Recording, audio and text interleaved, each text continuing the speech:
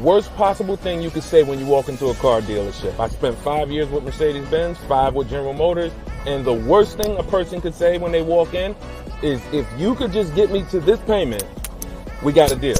So your loan's probably still like 19, which means you got to pay to get out. You're upside down. It's called negative equity.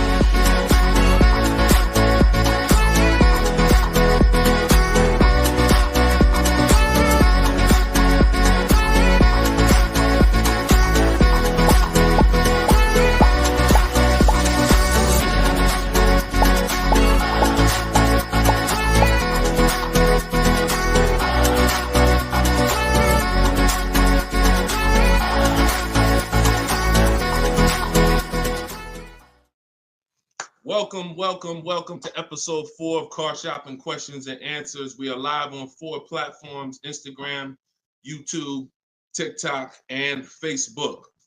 Okay, we already got people asking questions on TikTok. As you come in, we do these shows at 12. Hold on, I want to give my camera time to focus because I'm doing a lot of moving.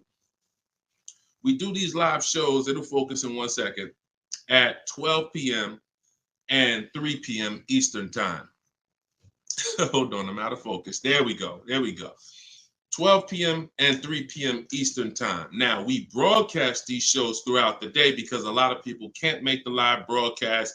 You want to tell your friends about it. If this is your first time with us, you've never been on a live with us before. Oh, wait, hold on. They're saying that hold on, can't hear me. No sound. All right, hold on. Let's see. How about that? We're good on TikTok? Let me make sure we're good here on, give me a clear if we're clear on Facebook now. Give me a clear. We always got to do the housekeeping, y'all, and I need your help. Before we get busy, let me know audio is good. I see we're clear on TikTok. How are we on Instagram, on YouTube, on Facebook? All right, perfect. I see the thumbs up just came through. Okay, so this is episode 4. We do these live shows 12 p.m. Eastern time and 3 p.m. Eastern time. So you'll see the broadcast throughout the day, but if you want to actually be live with us, then you want to join us on any of the 4 platforms at one of those 2 times: Monday, Tuesday, Thursday, and Friday. So we are live. My name is Deshone the Auto Advisor. I am the author of the digital book, Cars from Home, 7 Steps to Saving Time, Money, and Avoiding Dealerships. You can get your copy for 75% off during the show over the next 30 minutes in my TikTok bio, in my Instagram bio, or I'm going to put the banner up here. You can go to deshonsbook.com. We have a link in the comment. We have a comment link in the comment section. So I want you to start typing your questions. We get very, very busy. Have your notes ready. Be ready to unlearn what you've learned about cars, because we get below market deals, and that should be your only mission when you are car shopping, is to get below market deals. All right. Now, one thing that I want to discuss. Okay, matter of fact, let's go. Go ahead, throw that up. Let's go to Frankie's question. So this is from TikTok. Can you please give me the percentage breakdown on leases again? Okay. The 1% rule has been around since probably before I ever even got into the car business. The 1% rule says that if your lease payment is 1% of the MSRP, or less, you stole the car.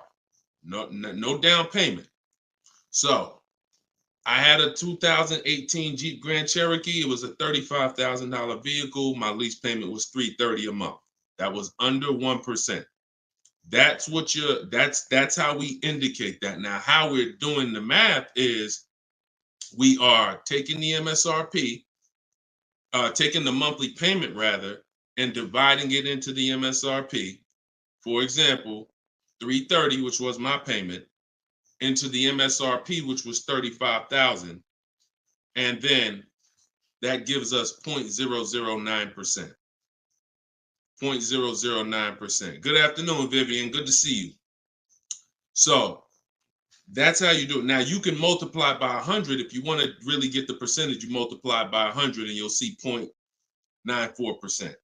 So that has been around for a long time. Shout out to the sharers. I see you, Frankie. Thanks for sharing. Please DM me too. I'm still waiting on ideas for what we could do for the people who share the broadcast. I mean it. We want to make sure we are rewarding people who share, tag, people who invite people to the broadcast. So DM me these ideas. Those are the only DMs I'm looking for because we get too many DMs to really respond to them. We get probably 50 to 100 a day. So we can't respond to all DMs, but those are the ones that I'm looking for. Okay, shout out to everybody who shares. Now, that's been around for a long time. That's how you know you stole the car. It's not even a question now that we still need to get offers because like this is Freener right here. This is why you never want to get excited about one offer unless it's the lowest bid. Here's why. Freener, she just got a, hold on, I'm putting it up here on the screen. She just got a 0.88% lease on a Jeep Grand Cherokee hybrid anniversary edition. $65,000, $65,950 was the MSRP. Her best bid was $579 a month. She's in the video library. She has what we teach. Getting bids. See, so sometimes you could look and be like, oh, this offer looks really, really good. Should I take it? Not if it's not the lowest bid. It must be the lowest out of at least 5 offers. Because what I always tell you is 80% of dealers are overpriced. They're going to overcharge. So that's how you know if you won. Now we had to come up with something. When I started teaching people about leasing, I said, oh, shoot, some of you going to go out here and you've been buying your cars and you're going to walk into dealers and you're going to get a lease and you're going to think it's good because you're still paying less than somebody who actually bought. But we had to come up with something that was showing you when you were overpaying for a lease. And so I started doing some math because I love math. And once I worked the math out, I said, okay, how much are we paying before we're paying too much for a car we're giving back? 1% is the steal. But what's the limit? And I started looking at how cars depreciate, how much car, if you bought it, how much the car would depreciate. And I came up with 1.5%. So when we look at the same vehicle that is, let's say a $40,000 vehicle, for example, 1% is $400 a month or less. 1.5% is $600 a month. Now, what you look at is the total you're paying over the 3-year lease. 600 times 36 months, that's 21.6. So when you take $40,000, you add your taxes and everything, you're probably going to end up about 44. 21 is about the threshold where you're still paying less than if you had bought. You're still losing less value, but and you're tying up less money. But at the same time, that's the limit. Above 1.5%, there's no value in this lease anymore. And that doesn't mean we go buy the car. That means we look at competitors because competitors do offer more aggressive lease pro. Every single vehicle, you guys, and there's over 400 of them, has a different lease program. Sometimes even the trim level is different. The Touring has a different lease program than the Limited. So we don't deal with overpriced leases. And so that's why I created the 1.5% rule. That's how it became to be, based on the fact that I knew a lot of people, as they unlearned that bad advice about leasing, as I taught it and as they heard it from other people, they were going to go and get leases. And it's important that you know when there's no value in a lease and you shouldn't be accepting a lease. And that doesn't mean, and look, let me be very clear. That does not mean, that's why I explained the first part of this question, of this answer. You don't walk into a dealer and say, hey, I'm trying to get under 1.5. You don't walk into a dealer and get a lease quote and then you say, hey, well, look, I got to be under 1.5%. No, you're doing this wrong. Again, my mindset and what I'm trying to get you to use is Cars from Home, where you should be, the only reason you should be in a dealership is to test drive cars. if you're buying new cars or leasing. Test drive, you're in and out of there in 20 minutes. The next time you're back in a dealer is another 30 minutes to pick up your car if they don't deliver. That is the only reason. We never talk numbers in a dealership for a new car or a lease. Are we clear on that? These are rules where it's like, if you want to use what I teach, and I want you to use it so that you can get the results that Frina got, that Danielle got, that we've worked with over 8,000 people in the last since 2021. I want you getting those results, and in order to get them, you got to know what the boundaries are. Deshone says we never talk numbers in the dealership because you have no leverage there. Your leverage is at home, in control, communicating with multiple dealers, and where you can't get emotional. Okay? Clear? So that's the 1% rule, and that's the 1.5% rule, Frankie. Great question. Okay, shoot the next one in, Dolan. Great question. All right, this is Tony on Facebook. And remember, look, y'all, we are live right now. So some of you have seen the rebroadcast, and you're like, Deshone, okay, this is 3 p.m., 12 p.m., we're live. Okay, so this is the time to ask your questions. You're not watching the rebroadcast, and this is also the time to tag a friend and make sure they're here so they can get their questions answered. Shout out to the sharers. And could y'all keep tapping the screen on TikTok and running those likes up? This gets TikTok's attention and gets more people over here because we got to do this together. All right, Tony from Facebook says, hi, my lease is up in a month. I wrote to get 3 quotes from dealers. I only got 1. That's normal. The other 2 are taking their time. That's normal. I have a third-party restriction. Should I wait for the other 2 quotes or just run with the 1 quote? I never run with a 1 quote, and I get 5 quotes. So you're mentioning 3. I never mentioned 3. 80%, again, a lot of what we're talking about, y'all, is math. I'm unfortunate where I have the data. I got probably 5,000-6,000 people who have my book. We probably got close to 2,000 people in the Cars from Home library and my coaching program. That's a lot of data to prove that it's 80% that are overpriced. That's 4 out of 5.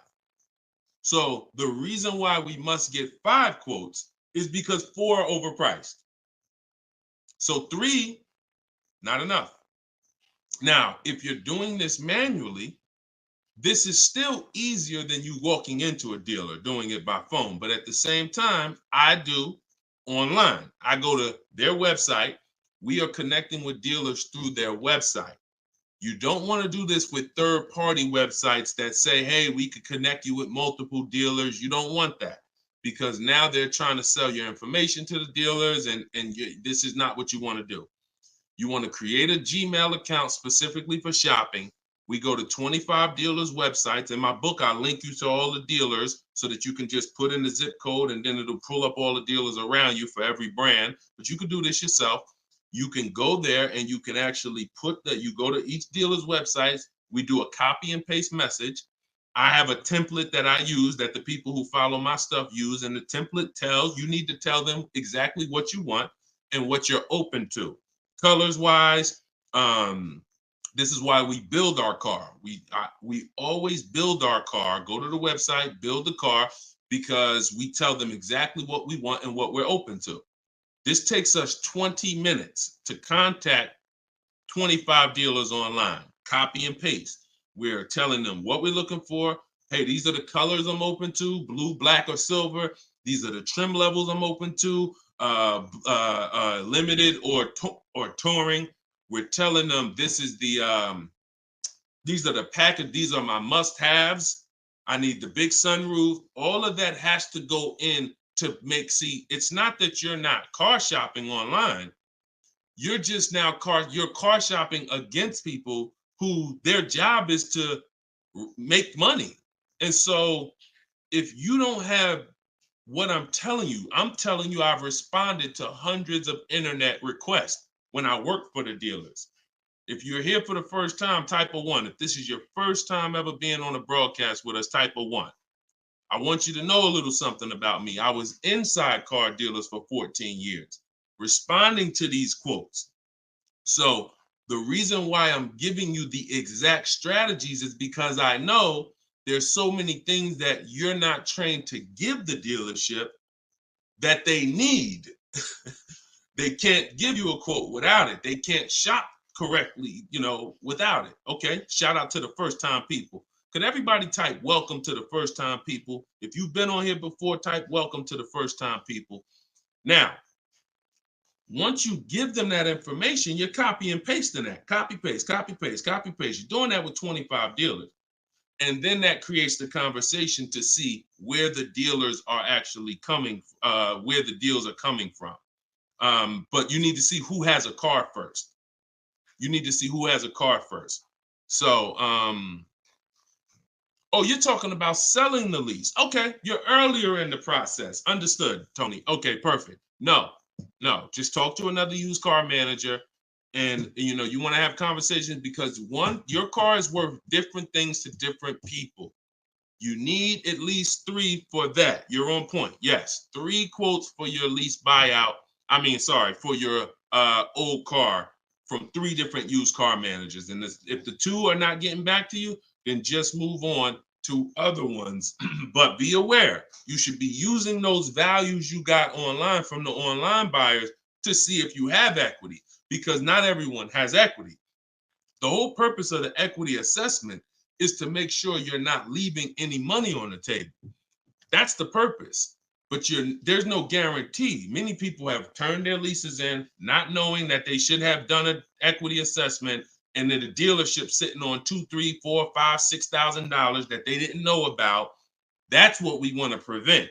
So if you do those offers and you see you have $3,000, $4,000 in equity, now that's when you bring it here. If you do those offers and you're at a break even or $1,000, then that's not always worth it, because those used car managers are not going to match the highest offer. So be aware of that. But if you have equity there, then 3 used car managers, that's how you make a move.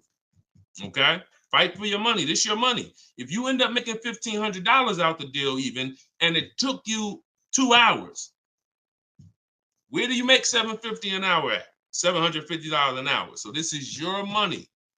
And if you don't fight for your money, someone else will definitely cash the check. All right? Tyler said, send the next one in. Tyler said, F&I director here in Houston of 2 large stores. Your content is great. I appreciate you, Tyler. This is the 20% right here. See, the 20% can always admit when we're doing something to help the market. The 80% will come on here and be like, oh man, this guy couldn't make it in the car business. Now he's teaching. All right, go ahead. Shoot the next one up, Dolan. This one's from Facebook. What's up, John? Instagram, y'all not typing enough questions. And Instagram, just so you know, the easiest platform to share on is Instagram, because you hit that little arrow, it looks like a paper plane, and it'll let you go down your Instagram friend list and send this broadcast out to probably 10, 15, 20 people. Okay? Don't cheat your friends. All right? Shout out to the sharers. John from Facebook says, is it hard to purchase with a charge-off on credit 3 years old? So everyone who has credit issues should be following Shonda Martin. She's on all the platforms, Road to 750 plus. And you should be working on getting your credit to the point where you can qualify for the best programs. And you don't need an 800 credit score to qualify for the best programs. You usually need close to 680, 690 will usually qualify you for most tier 1 leases. Now there are some cars that have super tier where you tier A1 plus, but that's not most leases. That's not your standard everyday cars that most of us are leasing or buying. So the question is, the answer is, if you don't need a car, then you should be working on your credit. If you need a car, then there's nothing you can do. You need to make a move. And so I recommend a company like Limbuzz. We're always going to give the dealer a chance to match or beat our offer. So whoever we end up buying our car from, some of you have been taught never let the dealer participate. That's costing you money, because the dealer has 7, 10, 12 banks on their end. Now, If they're trying to beat and earn your business, now that's a winning position. See, check this out. When you have a finance manager who's saying this about you, what's the highest interest rate you think they'll pay? What's the highest payment you think they'll pay? That's a bad position to be in. That only happens when you have no leverage, you haven't shopped, you haven't come in with an offer, and now they're trying to see the highest interest rate that you'll pay. We're not doing that. You're doing it our way, which is we're going to have we don't let anyone touch our credit until after we find our car. Now, once we find our car, get our best deal through a bidding system, now we're going to take that purchase agreement, that's a receipt. Yep, I see the questions coming in on Instagram. We got you. Hold on, Atlantis. Once you see the long form receipt, now you take this home, and this is when you're going to contact your bank, your credit union, the online lenders. You're going to go online lenders, online banks, online credit unions. You're going to let all these people have a shot at your business. If you do this within a small window of time, if you do it my way, it only take you 2 days.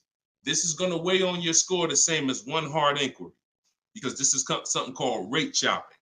This is not going from dealer to dealer, getting turned down or putting in applications and nothing like that. This is how you rate shop correctly. I call this the bank bidding war. When you get my book, I also send you the bank bidding war blueprint. It's going to be going into my book, but I need about another month to be able to combine it. But I send you the bank bidding war blueprint.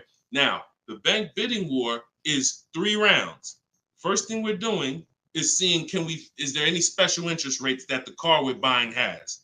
In your particular case, John, with credit challenges, you're not going to qualify for that. That's okay. But we need to check that. If there's 0%, 0.99%, that eliminates our need to do anything else with financing, because no one else is going to beat that. Second part of the round starts, there's 3 rounds to the bank bidding war. The second part comes after we find our car, and it's what I just broke down. When we come home, we let all these banks, these lenders, online credit unions run our credit, and so they're bidding and submitting us their loan offers. Now, the third round is the dealer. That's when we're going to call the dealer who we reserved the car with and say, hey, I got 6.29 from this bank. If you can beat it, I'll give you the business. Now, this is the big difference, you guys. When you have a finance manager who's trying to beat your offer, who's calling their banks and saying, hey, I need to get 5 point something because this person already has 6. That's leverage. When you start bidding, like I'm teaching you, like what's in my book, like what's in everything we do, in my videos, everything's a bid. You have the leverage. And there's no way for you to overpay when you are getting bids. So that finance manager calls you back, it's only going to be 1 or 2 answers. Hey, Stuart, man, listen, I tried my best, man. I reached out to every bank I got. No, I can't beat that rate, man. I appreciate the opportunity, but you can go with your own financing. In which case, you guarantee you got the best loan. Second thing is, hey, you know what? You had a good rate, man, but I got somebody to beat it. So we can do it right here for you. Perfect. In which case, you guarantee you got the best loan. See, you don't have enough people competing for your business. That's where your buyer's remorse is coming from. That's where your lack of confidence is coming from. That's why you're driving off from a dealer saying, hey, you think we could have got more money? You think we could have got another $1,000 off? That's all buyer's remorse because you don't have enough people competing. So I want you to stop that. I want you to use what I'm telling you to do. All of this is in my book for those of you who like Deshone. I don't even want to remember all of this. It's all in my book, Cars from Home, 7 Steps to Saving Time, Money, and Avoiding Dealerships. This is what I've been teaching for 3 years. And this is what I've been doing since 2015 myself personally. So you can get your book for 75% off. Cue up the next question, Dolan. Oh, John, in your case, though, when you get that buyer's order, you would be reaching out to Limbuzz. So after you find your best car deal, you would be reaching out to Limbuzz and seeing, what their rates would be for you. And then you would be going with, still giving the dealer the opportunity to see if they can beat it. Because once a dealer knows you got an approval already, they kind of have a little more leverage to be able to see if they can beat that approval. But in any case, even if they can't, Limbuzz is pretty generous. but we don't do this until after we find our car. Okay? Great question. Shoot the next one up, Dolan. All right, this is Gemini from Instagram. Can a dealership legally raise the price from what is being offered online? Listen, nobody's suing dealers. So it's not really about what's going on legally. It's probably more ethics than anything. And we don't expect dealers to be ethical. We don't need dealers to be ethical.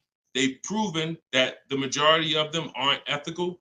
So when you're not ethical, you walk the fine line between breaking the law and not. You walk that gray area. You know, yeah, I overcharged you. I know you could have paid less, but I know, yeah, whatever. But I know I could have sold you the car for less. But I'm gonna tell you that this is the best. Like, all of this stuff is unethical, but it's legal. So when it comes to what we're doing, our job is to protect ourselves. You can't go into a car dealership expecting them to protect you. You can't go into any business transaction expecting the person you're negotiating against or the person who's selling you a product to protect you. That's why we exist, because there's no one out there. If it hadn't been done, you'd been good. If there were, even if the I think it's the Federal Trade Commission or whoever regulates businesses were stepping in to protect the public, then we wouldn't have a need for what we do. But that doesn't exist. So it's on you. It's buyer beware. It's you protect yourself.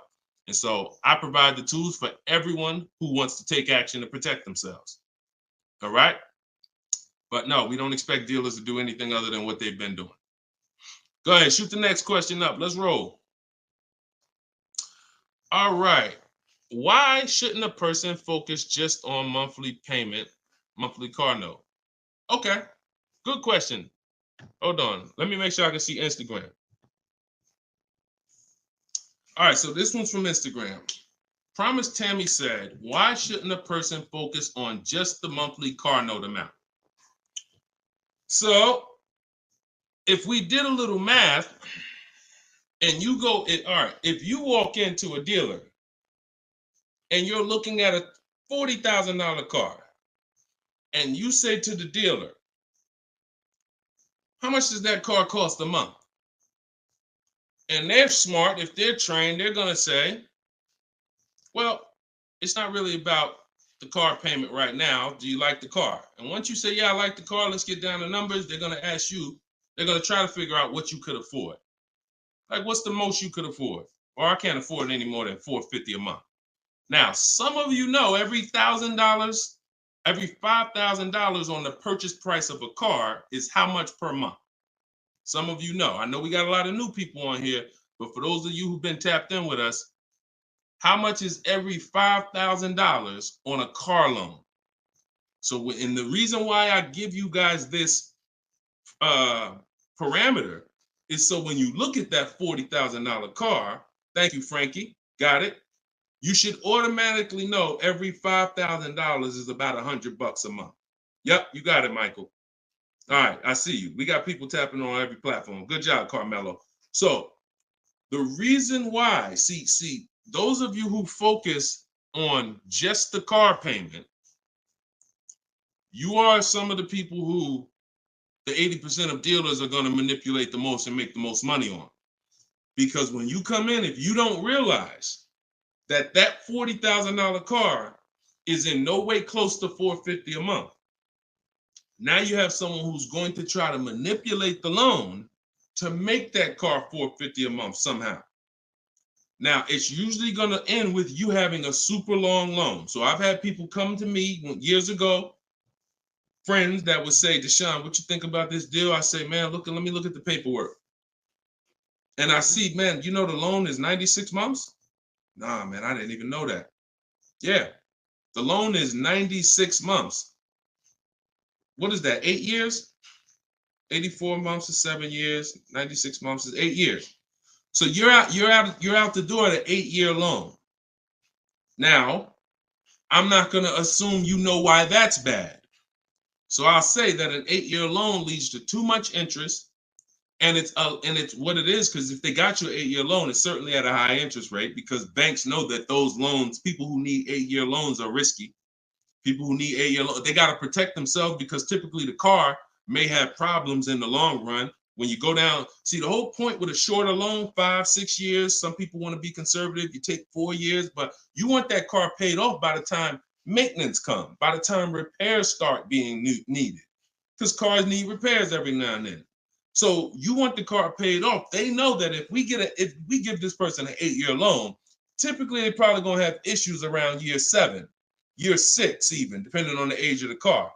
So the length of loan, I teach something called the rule of 72 and the 10th birthday. I will not in any way co-sign anyone getting a loan longer than 72 months, which is 6 years, because we don't have, see, what's the longest loan, a mortgage that any of you would take? Let's keep a real fast dialogue going. All of this is to really answer the question that Tammy's asking, which a lot of other people have. So we need to indicate why this makes a difference. The longest mortgage most of you are going to take is 30 years. Mortgage.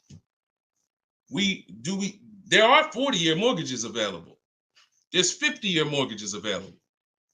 No one on here said, yo, I do a 50-year mortgage. Why? Because we already know inherently anything longer than 30, that means we can't afford this house. That means we're looking at the wrong house.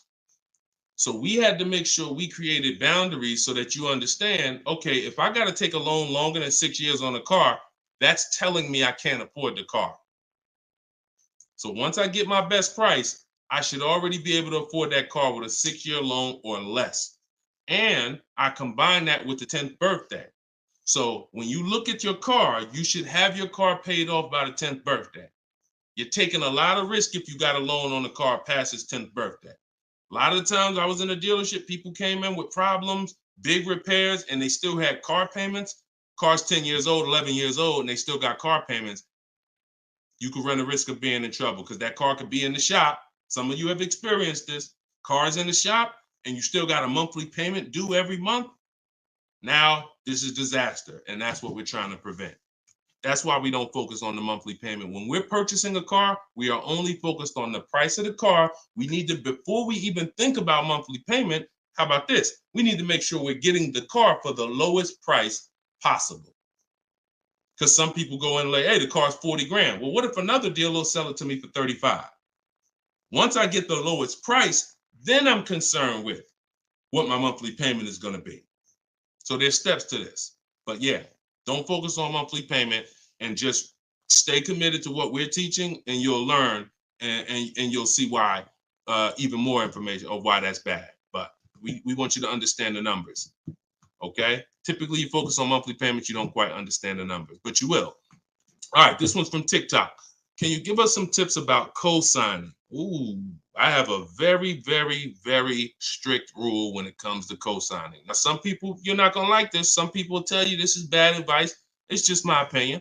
I've seen tons of horror stories. I've seen people walk into the dealership.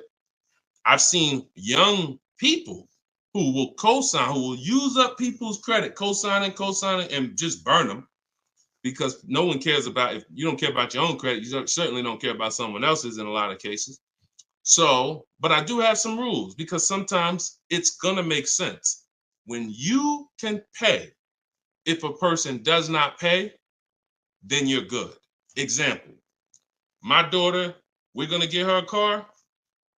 I'll co-sign only if I can pay the note if she doesn't pay. So let's say she's working, she's paying X amount per month, I'm co-signing, but if for example, she loses her job, anything happens, I can pay if she doesn't pay. That could be for the spouse. If they don't pay, I will pay it. As long as that's the rule, then you're protecting yourself, because where you get in trouble at is if you can't pay, if they don't pay. He told me he was going to pay it. He's missed 2 payments. Your credit doesn't get, no, they don't care. So you got to be willing to say that. This has to be a person that I'm willing to pay if they don't pay. That means I got to have that type of relationship with them. Or if I can't pay, if they don't pay, I'm not co-signing, because I cannot depend on things that will go wrong. Life will happen. And then I'm sitting out here and my credit was 700, 750, 800. Now it's 620 because they missed 3 payments and I'm struggling to get this car back from them. Okay? Those are my hard rules on co-signing. I don't deviate from them. And those are typically rules that if you follow them, you're going to be safe. Okay? All right. Shoot the next question up, Dolan. Diana said, my brother asked me to co-sign. I told him, hell no. Listen, that's it. Listen, people will ask you to co-sign quick as, listen, people will ask you to co-sign like they just asking to borrow sugar. Hey man, can you co-sign this loan for me? No, listen. It takes a while to build up great credit, and it takes seconds to destroy it. Nicole from Facebook said, are you able to negotiate third-party restrictions in a new lease? So these are two separate things. The third-party restriction is the selling of the old car, not the new lease. We're not mixing these two. So we're going to, the people who work with me, you're selling your old car independent of the new deal. The new lease is its own transaction. We split everything we do into separate transactions. See, the car business has taught the public to give them up to 3 transactions. Buying a car from them is one transaction. Getting a loan from them is a second transaction. Letting them buy your old car, which you call trade. We don't use that word. That's 3 transactions. There's money in each transaction. There's money in each. That's why there's companies that only want to give you loans. They don't sell cars. There's money in loans. There's companies that only want to buy your car. They don't care about selling your car right now. There's money in buying cars. So you need to separate these transactions if you want to maximize each. There's no way for you to save the most money without maximizing and looking at each part of your deal as its own separate transaction. So if I have a third-party restriction, I'm doing the equity assessment. A third-party restriction is, some of you have leases. We always need to see if there's any equity in our lease before we return it to the dealership. If you have returned your car to a dealership without doing the equity assessment, you don't know how much money you've left on the table. Because if there's $2,000 or $3,000 of equity in your car, the dealer's keeping that, and that's their money. So, or the bank's keeping it when they sell it, that's their money. It's probably the dealer will find a way to buy it, and it's their money. So when we look at an equity assessment, we're going to do it at all times. Now, there's no guarantee we have equity, but we want to guarantee we're not leaving equity on the table. And so a third-party restriction doesn't mean you can't sell a lease. Who didn't know you could sell a lease? Type a question mark. If that's new to you, this is your first time hearing this, you've been leasing, and you're like, Deshone, I never heard about selling leases. I had no idea this was a thing. Type a question mark if this is your first time hearing that you could sell a lease. Okay. Fish Guy Rodney. Okay. See, so more information is coming out. Okay. Fairy Godmother. Okay. Emil. Okay, I'm sorry. I just tore your name up. Sorry. So as you change Shamir on Instagram. So when we look at this, we got to see that the things that we don't know cost us money. So now it's like, once they saw people, because we helped out probably thousands of people in the pandemic sell their leases, used car values, resale values were crazy. So we had people making $5,000, $10,000, $12,000 selling their leases. I sold my Jeep Grand Cherokee lease. I made $8,900 after I drove it for 42 months because I extended the lease and then I sold it. My mother, she drove her car. She made $10,200. Now those numbers don't exist anymore because values have come back down. But there's still people who are going to make 3, going to make 2, going to make 4, depending on your car. Now, every car doesn't have equity. But when it comes to the third-party restriction, they don't say you can't sell. They limit who you can sell to. You must sell to a local used car dealer. To a local dealer of the same brand. So if you have an Audi, you must sell to an Audi dealer. We are still going to get bids. We're going to get at least 3 bids from used car managers at Audi dealers because your car is not worth the same thing to every dealership. Your car may be worth 19 to this dealer, 19.8 to this dealer, 21 to this dealer, which is why we must get bids. Y'all gonna hear me say that word. Your favorite word, if you stick around and you use what I'm teaching, when you start mastering my strategies, your favorite words are gonna be bids, multiple offers, because that's how we save all the money. So okay, so that has to be handled, Nicole, separately. The selling of your car, the who I'm gonna sell that car to, you find that person first. Then you go shop for your replacement car. And then once you go sign that deal, you sell the car, you do it the same day, and you maximize both transactions. Okay? And all of this, guys, shouldn't take you any more than 90 minutes. This is not something that's going to take you hours. See, my whole thing is to show you how to get great deals in 60, 90 minutes from home. That's why my book is called Cars from Home, 7 Steps to Saving Time, Money, and Avoiding Dealerships. You can all get a copy for 75% off for the next 30 minutes. Just go to my TikTok bio. You won't leave the broadcast. Grab your copy before that timer hits 0. The price goes back up to $97. Or you can go to my Instagram bio, or click it if you're on Facebook or YouTube. Go to the comment section and you'll see a link to deshonsbook.com and grab your copy for 75% off before the timer expires. All right, go ahead, Dolan. Shoot the next question out. Should I feel bad if I get 1.3? I'd only feel bad if I got 1.3 and if it was my only offer. If it was my only offer, or if I only got 2 offers, then yes, because I'm going to tell you why. I'm going to show you something. When I look at what I see, hold on. Okay, hold on. We saw Freena. Some of you saw Freena. That's 0.88. That's just ridiculous. 0.88. But look, Charles, he gets a Palisade. He's paying $48,000 vehicle. His best offer was $597 a month, 1.23. Now, look at and sometimes people who are getting phenomenal, who are looking at cars that are super, super popular, they'll go a little further, and he reached out to 35 dealers. Now, I want you to pay attention. Some of you, the average person only shops 2 dealers. My strategy is I teach 25 to 5. But once you see my copy and paste system, which is in my book, I have a copy and paste system where we're on their website. You'll see that I could talk to another 10 dealers. It only take me 10 minutes to open up contact with another 10 dealers. We always use a separate email. Do not contact dealers from your personal email. I'm warning y'all. It's not going to work. You're trying to go through your work email, and then you got your personal stuff, and then you're seeing the car dealers. Don't do it. Create a separate Google email, and that's how we do it. So he said, I reached out to 3,500 dealers, got 10 quotes back. So that $597 a month, 1.23 is the best out of 10. So so I always tell you, when you do it right, you're going to see offers that are $150 to $200 a month more. That's when you know you've exposed the 80%, and that's when you know you shop the right way. If you don't see that type of spread minimum, you haven't shopped enough offers. So that's the only time I would feel bad, GKA, is if I didn't get at least 5 quotes, because I don't know if 1.3 was the best. I'm gonna tell you a funny story too, because Freena's in our coaching program, and Freena reached out and she said she was looking at a Jeep Grand Cherokee. Get ready for the next question, but I'm gonna tell y'all, I want to hammer this home so y'all understand the importance of multiple offers and you don't get lazy, because the things I'm telling you might take another 30 minutes, 40 minutes, and they save your family $3,000.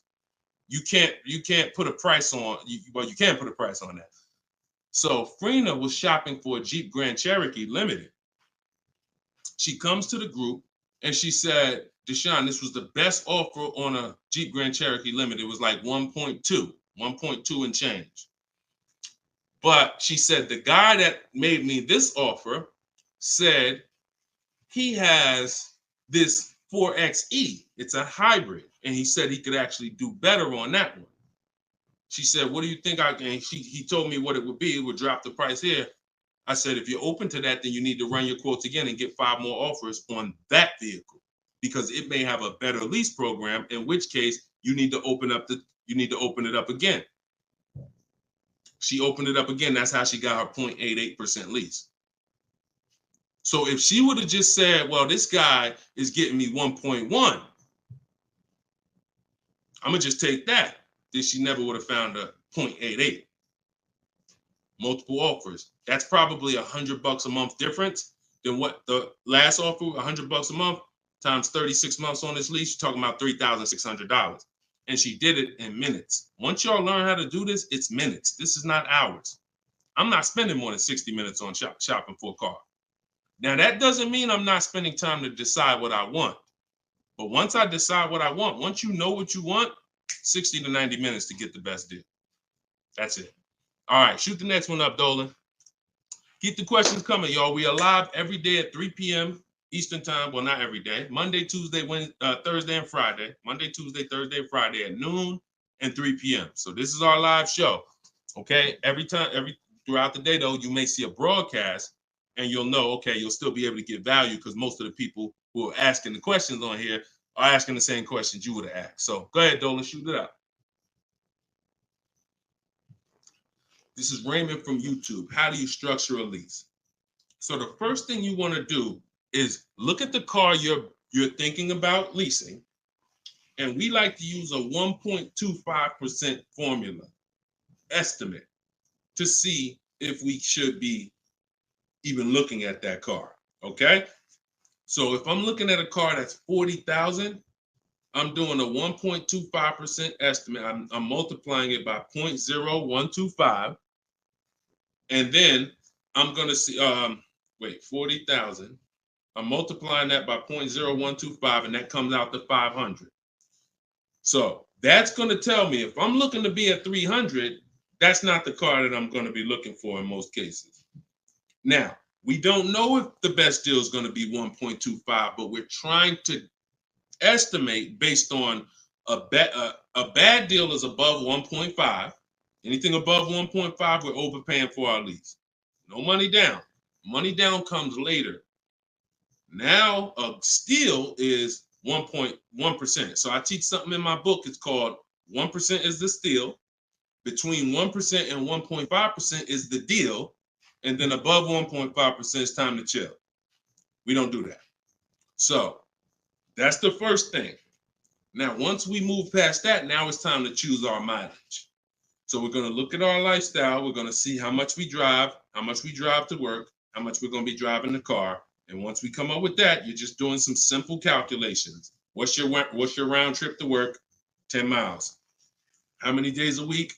5 days. Okay, that's 500 miles a month. That's if you do the math. Let's say your trip to work is 20 miles round trip, and you do that 5 days a week. You're doing 100 miles a week to work. Times 52 weeks of the year, that's 5,200 miles. So I walk you through this in my book, but this is simple. 5,200 miles, and then you say, okay, well, I like to do a little leisure. I like to take a little trip down here. I go fishing, 1,000 miles away, blah, blah, blah, blah. So you're calculating what you're going to do. The easiest way to do it is to look at your old car and see what you've done. But if you don't have an old car, this is how you calculate it. You come up with, all right, I only need about 9,000 miles a year. Perfect. All of our leases, we shop our offers with 12,000 miles a year. That's your average miles. That's what we want to base our formula from. So whenever we reach out to a dealer, we do this online. As I said, everything we do is online. Once we do this, we're shopping multiple dealers, and we're telling them, work us up a lease quote. First month's payment, total out of pocket. If you were on the last show earlier, we talked about we don't say down payment anymore. We say total out of pocket, TOP. Everybody who's clear on TOP, if you were on the last broadcast, type TOP. If you weren't, TOP is total out of pocket. That means only thing I'm giving you for this offer right now is my first lease payment, and I'm driving off.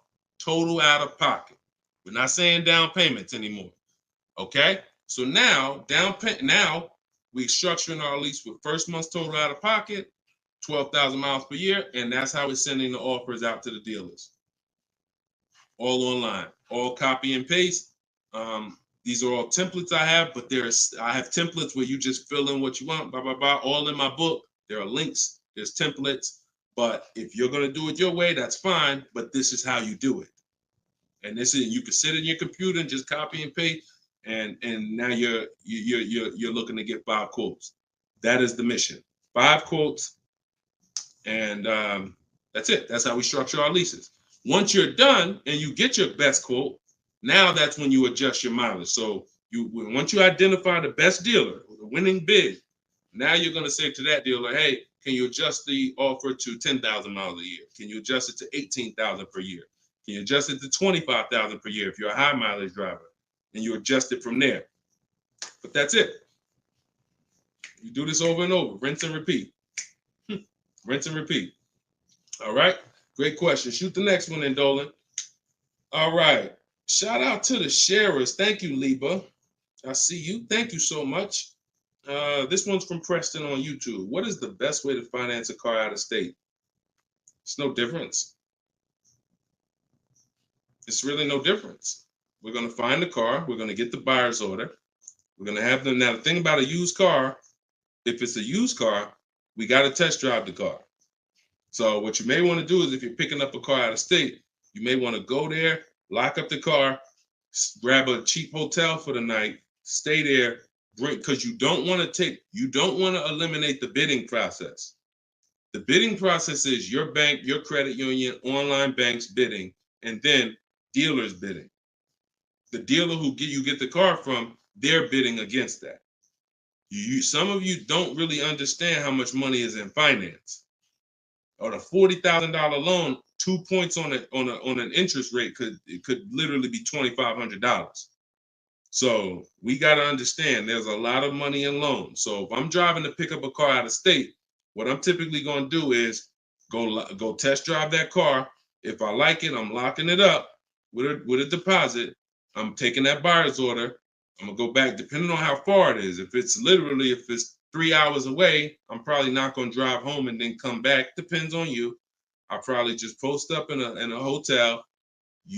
Go do my financing online. Let all these banks and credit unions run my credit so I can get their offers, and then I would call the dealership the next day and say, hey, this was my best offer. If you could beat it, I'll just come get it from you. And that's it. I'll spend $50, $60, $100 on a hotel to save $3,000, $2,000 on interest on my interest rate. But everything else is the same. So we can't be scared to go out of state. If many of you who are using what I'm teaching, you're going to see. Look at Eddie. Who was Eddie who drove? Hold on. Short conversation. John, hold on. Market. Trying to think. I'll see many of who I'm going to share with you. You'll see they'll say when they're picking up their car, I'm driving 45 minutes. I'm driving an hour and a half away. Look at Sean. Perfect example. Sean, he's also in our coach. Now, I don't want you to think, oh, I got to be in Deshone's coaching program. There's just some people who are. The information's in the book. We got the video library. For those of you who are like, okay, I like videos to go along with the book. That's fine. I link you to some videos in the book. But then there's some people who coach with me and I can talk personally to them. So Sean comes on here and he comes into the group. He said, he sends this. Look at the amount. He said, I'm looking at some advice on this F-150 Lightning XLT. It's a $73,000 truck. The dealer discounted it $4,900 and then revealed that there was a $15,500 rebate. His total savings is over $20,000 off this truck. So I'm like, all right. Now me, being who I am, I don't know if that's the best. 2015, I sold 2 Maybachs. They had $20,000 rebates on it. So we don't know if this is the best. I haven't seen, this is what I said to him. I haven't seen the other offers yet, but I'm assuming you got at least 5. You're saving over $20,000 on this with this discount and rebate, but the only way to know is to compare to the other offers. See, I'm not going to get excited about this deal until he tells me what I'm about to read to you. That's when we get excited. He said, guess I could have put a little more info on here. Yes, I got about 15 quotes. You see the difference? This is what I want you to get. BK Dollar, this is what I want you to get. Liba, this is what I want you to get. Everybody watching, the money is in multiple offers. The reason why you're not saving, you're just not getting enough offers. So he says, I ended up expanding my search to 150 miles outside my area to find this deal. He said, I couldn't find, watch this, I couldn't find anything under MSRP in that first search. So think about how I'm telling you, the local dealers know when they see your zip code, they know, okay, some of them, all right, we don't have to do too aggressive. But those dealers that are an hour and a half away, when they see your inquiry, they're like, oh, listen, this is a person we never would have saw before. What is it going to hurt us to blow this truck out? And we take a deal from one of our competitors' markets. We'd love to see our license plate frame over in their market. That's how we win. So he ends up saving over $20,000, and he doesn't mind driving 150 miles to go get that truck. Why? Because every mile he drives is dollars he's picking up. We clear on that? We clear? If you're clear on the importance of multiple offers, type clear. All right, shoot the next one up, Dolan.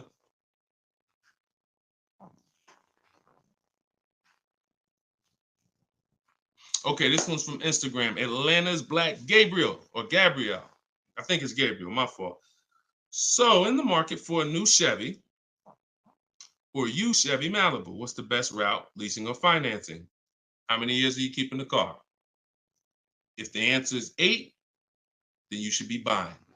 If it's at least 8. See, I teach something. My book is called Cars from Home, 7 Steps to Save Time, Money, and Avoid Dealerships. Everything I do, when you go the video library that we have, your best deal in 7 days, 7 steps. These are not going to change. The first step is the foundation to your deal. The first step is the foundation to your deal, which is lease or buy. Because you cannot get a good deal if you bought when you should have leased. It's impossible. Because the amount of money you're going to pay on the purchase is going to be too much if you buy brand new. And if you buy pre-owned, it's going to be about the same amount you'll pay. So when you buy, if you're not keeping your car 8 years and you buy a used car, 3-4 years old, and then you trade it in 5 or 6 years, you're going to pay the same amount or even a little more than someone who got a great lease deal and drove brand new vehicles. So it's all about how many years you're keeping the car. If you're keeping the car, if you're like Deshone, there's no way I'm keeping the car 8 years. That's not my style. Then you should be shopping from this day forward for aggressive lease deals.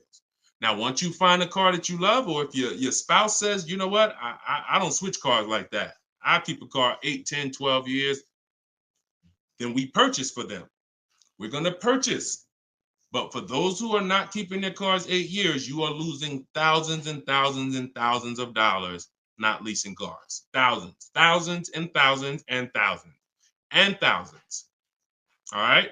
That's the 8-year rule. It's the most important question. It's the first thing you ask when you are car shopping and you're ready to car shop. How many years am I keeping this car? 8 or less, we lease. Less than 8, we lease. More than 8, we buy. That's how we avoid the depreciation. So go ahead. It's a hard rule. You want a follow-up question to that, or anybody want to? Because I know some of you are like, Deshone, I was taught never lease. Whatever. You want to follow up to that question? That's perfectly fine. But that's the rule. And it's the rule based on money. I've seen thousands of scenarios, and I spend years and all my time shouting from the hills so people could understand how much money they're losing by not getting good lease deals or not leasing at all. Okay, go ahead, shoot the next one up, Dolan. Okay, this one's from TikTok. All right, Peyton. Do dealerships finance used cars too? Yeah, sure. Absolutely. But we don't finance, dealers are our last offer for financing, never our first. So what you should do is you should go watch the replay from earlier, episode 3. This is episode 4 of Car Shopping Questions and Answers. We do these lives Monday, Tuesday, Thursday, and Friday, 12 p.m. Eastern time and 3 p.m. Eastern time. For those of you who are like, because I want you to be able to tell your friends. Today, some of you are going to run into people who are car shopping. You need to be telling them, hey, you got to check this guy, Deshone the Auto Advisor. He does this show, live show, 12 o'clock, 3 o'clock, Monday, Tuesday, Thursday, and Friday. But you want to watch episode 3 where we went into detail about how we don't find it. In fact, earlier, I think we talked about it early on this episode. Your financing should be independent from the dealer. The dealer should be your last offer for financing. Because what you're asking for, that's 2 transactions. You're giving them 2 transactions of business. You're giving them the purchase of a car, and then you're giving them the selling you of your loan. So what we do is we separate these transactions and we get bids for each. So the only way I'm dealing with a dealer, the only way you're going to be dealing with a dealer is if they've won the bid, which means if I'm looking for a used car, you won the bid out of all the used cars. Like, all right, give you an example. This is Vincent. Vincent got a 3-year-old Lincoln Corsair, premium trim level, under 45,000 miles, clean Carfax, inspection, all from the comfort of home. I'm reading what he put in our group. He was targeting to find a discount of 30 to 35% from the MSRP. This is something that no one is teaching you guys about what you need when you're purchasing a used car. If you're going to be purchasing a used car in the future, or your next car, or if you bought a used car in the past, type the letter U.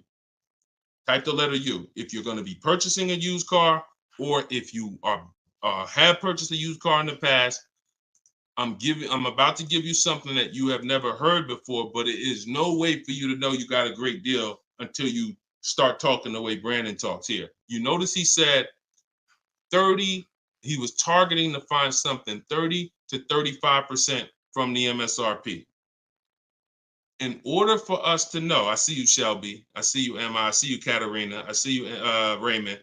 Okay, perfect. Atlanta's Black Gay. All right, a lot of people. Okay, so when you are shopping for a used car, let me tell you a story, give you an example, all right? So I was shopping for my pre-owned Infiniti truck 3 months, a little over a year ago. I narrowed it down to 3. Now, I narrowed it down based on title history, service records, accident history. We talked about this in the last episode, episode 4. Title history, service record, episode 3 rather. You can see it on YouTube. And if you're on YouTube, please make sure you subscribe and please hit the like button. It matters because that shows the algorithm that we talking business over here, that more people need to be here. So when I narrowed this down now I get to, like, I think I narrowed it down to my top 4. They were all white. They were all within 30, they're all within $1,500 of each other. Now, here's the problem. This is where it gets complex for you. Because I'm looking at one that they're asking 30,000 and change, one they're asking 31,000, one they're asking 31,800. You know, they're all within $1,500, $2,000 of each other. Similar miles. On the outside, they all look similar. Without knowing, I created something called the true value percentage. What is the true value percentage? It's not what the website says is a good deal. It's the percentage off of what the vehicle was when it was brand new. So I pulled the window sticker for each of these vehicles. I pulled the window sticker, and what do I see? Now I teach you how to do this in my book. I teach you this entire process, but I'm walking you through it. Exactly. I pull the window sticker. You can get it from Carfax, depending on if Carfax has a deal with that manufacturer. Carfax has window stickers. Now, what do I see? One car is 46,000 when it was brand new. Now they're asking 31 and change. Okay. One car is 48 when it was brand new. They're asking 31 and change. One car was 52 and one car was 54.5. That's the one I got. So you see how in one instance we were confused. You would be confused. You sitting here like, yeah, Deshone, that's hard because they all look the same. They all similar price. How do we know? Once we find out the original MSRP, not only do we find out what the original equipment is that's in the vehicle, which is helpful. I wanted to know this is an edition 30, got all these special features. That's helpful to know too. But more important than that even is to know that that car was a $54,500 car that they were asking $31,800 for, which means I got a 42% discount. That is something we created called the true value percentage. And that's how we make sure we choose the right used car when we're ready to pick the final one. This is what we do here, y'all. If you this is why, like, this is why we've been blessed, because God knows we giving you the information you need to win with. So all of this is in my new book, Cars from Home, 7 Steps to Saving Time, Money, and Avoiding Dealerships. If you want it all in one place, you can watch the show. You can watch my free social media videos. I got hundreds of them. Or you can say, Deshone, I'm going to get this it's 75% off in my TikTok bio. It's normally $97, but you can get yours for 75% off. And you can get it in my Instagram bio, or if you're on Facebook or YouTube, click the comment section and click that button that says Deshone's book and get you 75% off for 30 minutes. After 30 minutes, price goes back to $97. So, all right, but that's the true value percentage. And that these are the things that we never buy a used car ever without looking at the true value percentage. So when you saw what he said when he bought that Lincoln, as he was targeting to get something 30 to 35% off MSRP, and he ended up getting one for 43%. So that's what you need to know. Go ahead, shoot the next one up, Dolan. Great questions today. All right, Raymond on YouTube. Does it make sense to buy an existing lease? So when you're buying a lease, all you're doing is buying a used car. That's how you got to look at it. It's a used car. It's just, it may be your car. If you're buying your lease out, it's a very different. See, what I see most times is people want to buy their lease because they don't know how to shop. Because there's deals out here. We've been making deals since the pandemic. I started our video library. We started that in 2021, November, middle of the pandemic, when people were paying ridiculous prices over with some, the 80%.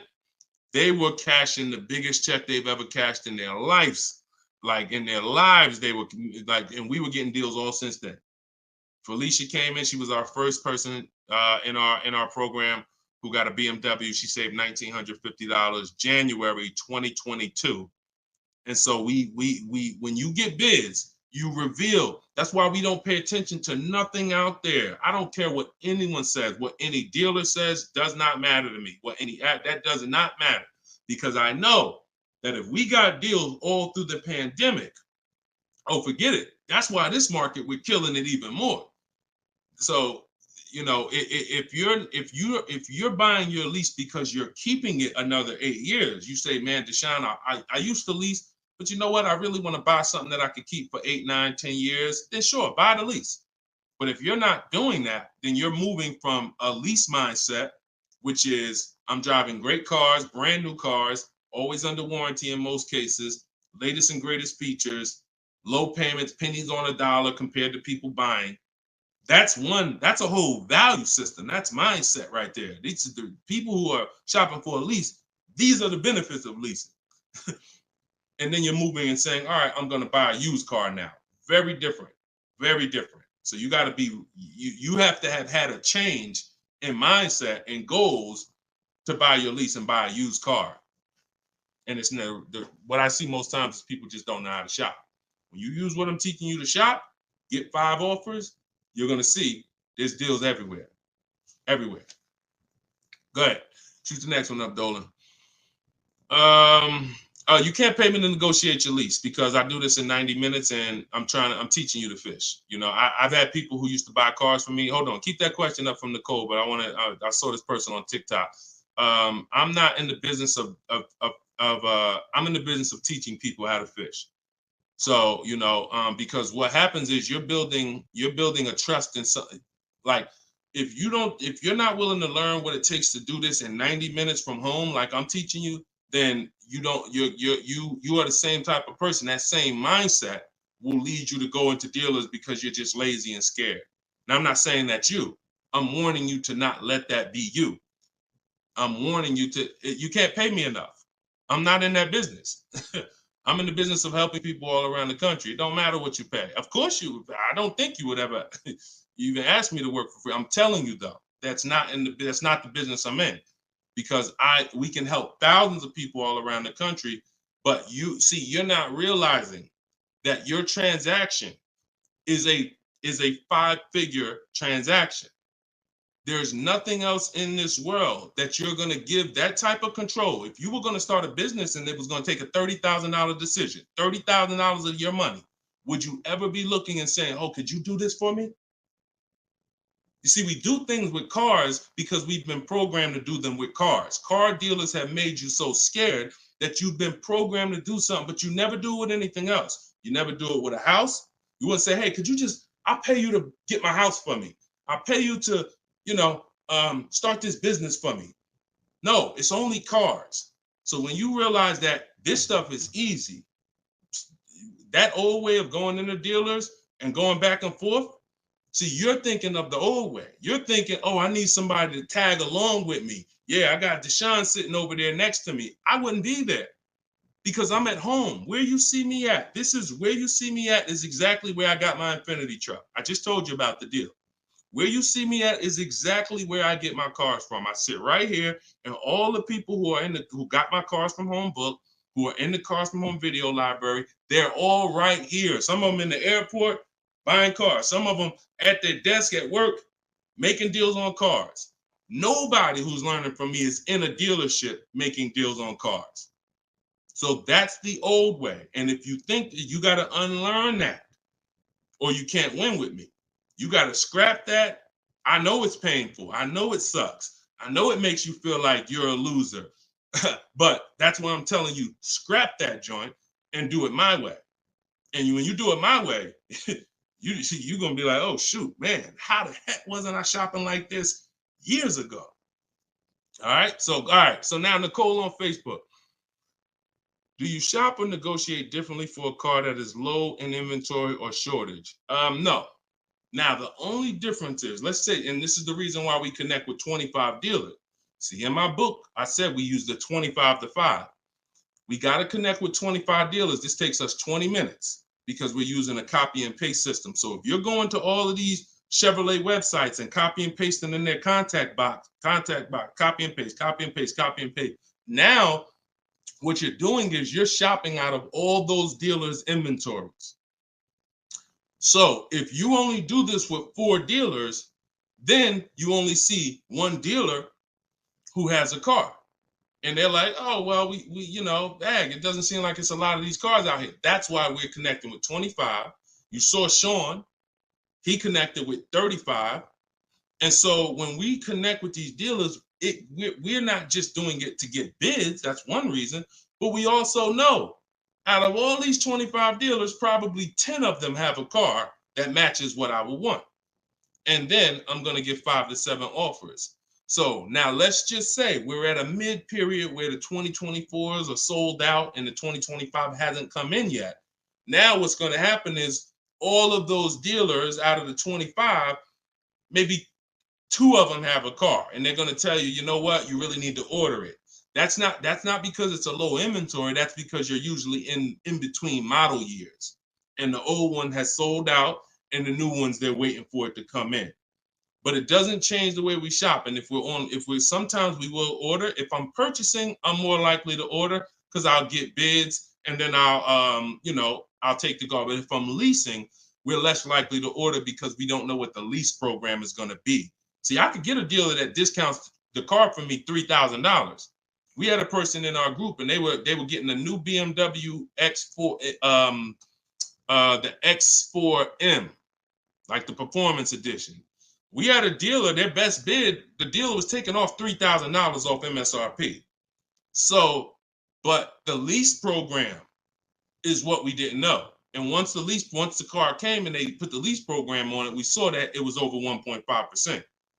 So even at that discount, wow, we saved $3,000. Now, if she was purchasing it, that's a win. $3,000 off, beat everybody else. So I don't mind ordering if I'm purchasing.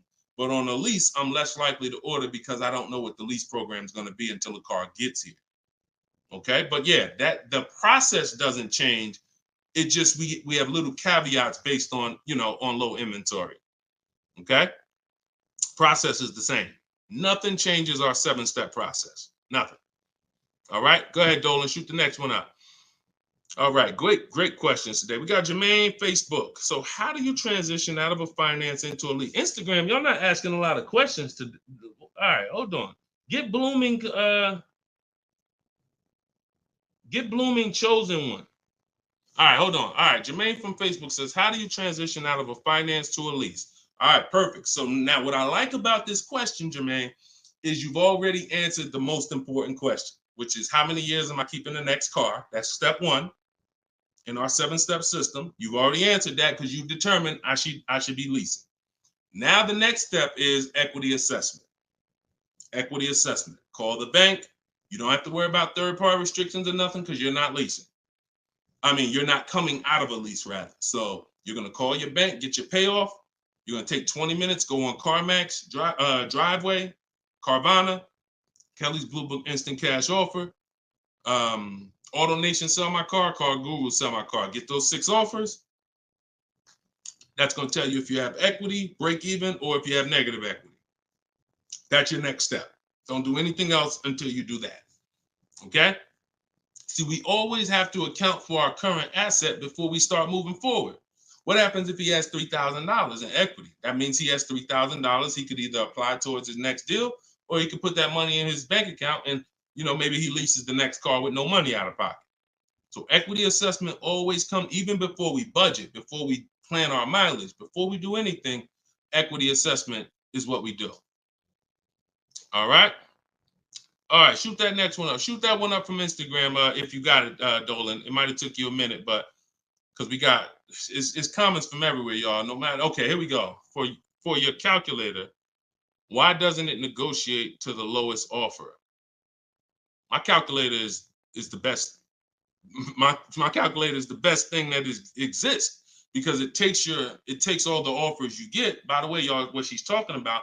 And you got to be specific because I do have multiple calculators that I've created in my book, multiple softwares where you plug in stuff and it spits out so one of the calculators that I have is the counter offer calculator. So we never accept a deal until we send a counter. So what we do is we take the counters. We take all the offers we get, we plug them into my calculator. Whether it's a lease or whether it's several types. One is for leasing, one is for cash purchases and financing. Now, when you're financing, you're always getting your deals with tax and everything included, all in. So what it does is it takes all the offers, you plug them in, and then it spits out which one is the best, and it counters everyone based on the best offer. So let's just say a dealer says, I'm going to do a 1.1% lease. And then this dealer says 1.2, this dealer says 1.3, 1.5. It's not countering all the high offers based on their high offers. It's countering all the offers based on the lowest offer.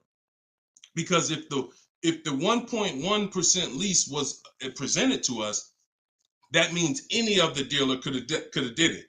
So now we're calling out the 80% and letting them know that if this dealer offered me 1.1%, then you all could have done it too. You're just choosing not to do it, in which case that's what the 80% do. So we counter every single one. We even counter the lowest one. And some people in the group will say, Deshone, man, this dealer is the lowest, man. Should I be countering them for another $50 less? I say you must counter.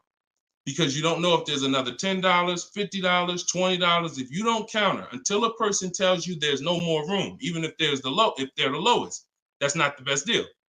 So sometimes you counter the lowest offer, and the lowest offer will be like, listen, man, I gave you my best shot. I got nothing else. We know they're telling the truth because we got 4 or 5 other offers that are much higher than that. Sometimes they'll be like, listen, I can't do that $50. I'll get you another $10. That's the best I got. We know they're telling the truth because all the other offers are a whole lot higher. So that's the way the counter offer calculator works. It's gold. It's gold. So all right, we had an hour and 19 minutes. We try to keep these broadcasts about an hour and 15. Every now and then we go a little over, but listen, y'all, we are live Monday, Tuesday, Thursday, and Friday, 12 p.m. Mark your calendars, 12 p.m. Eastern time, 3 p.m. Eastern time. I'm hoping to, in the next couple of days, have a link in my bios so that people will be able to actually go to our calendar, put a reminder, but you know it. 12 p.m. Eastern time, 3 p.m. Eastern time, Monday, Tuesday, Thursday, and Friday. And this whole broadcast is sponsored by, if you just jumped on, I'm the creator, I'm the author of the book, the digital book, Cars from Home, 7 Steps to Saving Time, Money, and Avoiding Dealerships. You can get it for 75% off. It's normally $97, but as long as you get there before the timer hits 0, you can get it for $24 in my TikTok bio, in my Instagram bio, or you could go to deshonsbook.com in the comment section on YouTube or Facebook. Get your copy for 75% off. I'm also the creator of the Cars from Home video library, and I've coached over probably 1,500 people now since 2021. So we've been doing this. Everything I'm teaching you is proven. And I'm going to tell you, just like I tell my coaching students, when you get my book, see, I don't do questions and answers for my book, y'all. See, there's people who DM me. First of all, I don't even see DMs. The reason why I can't do question and answers because there's no other author that does it. So I make myself available probably more than anybody. But when you buy the book, trust the process. If you don't see me say do it, don't do it. Do everything I say do. I tell everybody, even if they're in my coaching programs, you must trust the process that I'm giving you, and you got to unlearn your old process. Don't even think about your old process. Use my process, and I'll lead you to where you want to be at. Guaranteed. All right, so get your copy. I will see y'all all on the next broadcast. Tell your friends. Welcome to the new followers. Welcome to the new subscribers on YouTube. I appreciate y'all. We'll be back for episode 5. God bless you.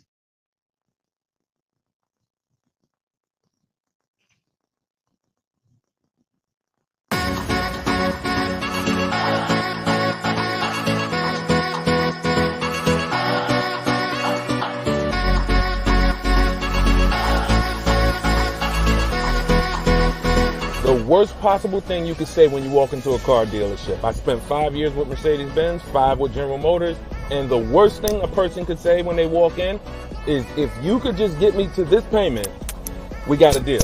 So your loan's probably still like 19, which means you got to pay to get out. You're upside down. It's called negative equity.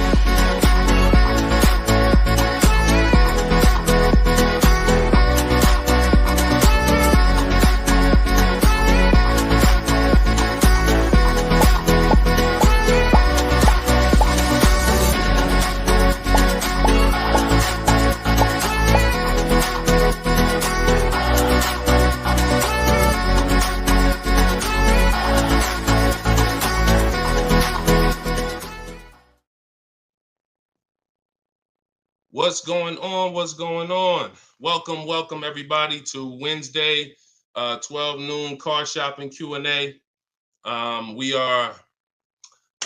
This is episode 5. We do these live shows 12 p.m. We're not going to usually be doing Wednesday, but I said, you know what? Let's throw in a special 12 p.m. Wednesday. So we are actually live. I know some of you may watch the broadcast because we do rebroadcast these lives, but this is actually live, and we're going to be taking questions right now. So as you come in, if you could hit the share button and tag a friend. I'm just getting us up on TikTok right now. I got to make sure I keep people out who are under 18. So come on in. I'm going to share this. If you don't know me, if this is your first time seeing a show with me, type the number 1. Type the number 1 if this is your first time. Welcome back to people who have been here with us in the past or on previous shows. My name is Deshone the Auto Advisor. I spent 14 years in the car business, 5 years with Mercedes, 5 years with General Motors. And now what I do is I show people who want to learn how to car shop from home and how to save more money from home than they're ever going to save in a dealership. So I'm the author of the book, the digital book, Cars from Home, 7 Steps to Saving Time, Money, and Avoiding Dealerships. And I'm also the creator of the Cars from Home video library, which is a step-by-step video platform. But anyone who's on here for the next 30 minutes, you can get a copy of my new book, Cars from Home, in my TikTok bio at 75% off. It's normally $97, but for 30 minutes, you can get it in my TikTok bio for 75% off, Instagram bio for 75% off.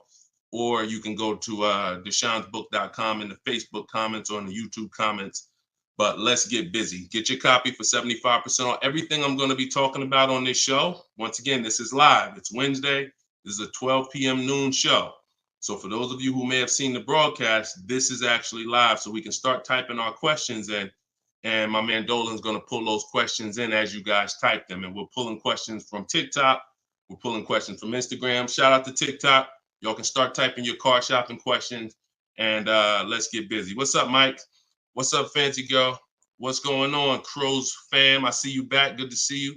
What's up, Manly Snacks? Good to see everybody coming in on TikTok. And as you come in on TikTok, can y'all start tapping the screen? If you're going to spend 10, 15 minutes with us, start tapping the screen, shooting those likes up.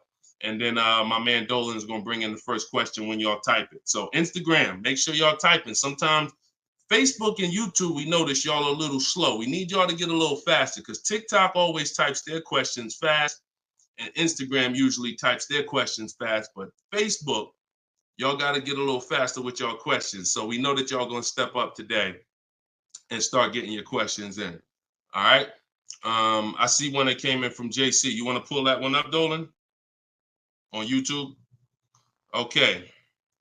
Our best deals, are they made from the comfy confines of our home, or should we hammer it out at the dealership going toe-to-toe, jab for jab with the salesman, finance, and sales managers? Well, you have no leverage when you're face-to-face with someone. And leverage is what gets you good deals. Leverage is what, we up to 500 likes on TikTok already. Shout out to y'all. Keep tapping the screen. Appreciate y'all. And tag a friend. Everybody bring your friends over. They need this just as much as you do. So what JC from YouTube just asks is it better? He's basically saying, am I gonna lose something by not being in the dealership face to face with a car salesman? You know, am I losing something? And it's a good question, but you're losing something by being there. And let me explain why. You're losing something by being there because your leverage in a negotiation, it comes from you talking to other people and having other offers. Let me give you a real example so that you can really understand that. When people are negotiating for your business, you're going to save the most money without trying. You go into the supermarket. Do you have to try to find the best deal on laundry detergent? Do you have to try to find the best deal on, anything, spaghetti sauce? No. Why?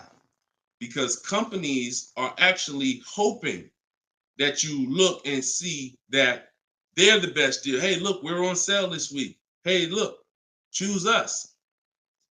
They're trying to get your attention. They realize they're competing with all these other brands and they don't mind. So even with a TV, I always use a TV for example. If you go out to buy a TV right now, is anybody on here worried about overpaying for a TV in 2024? Anybody? And I always want to remind people, as you new people come on, this is live. This is Wednesday, our 12 p.m. live call. So our 12 p.m. live show. So you can ask your questions. This is not our rebroadcast. So what is anybody on here worried about overpaying for a TV? Anybody? No. Why is that?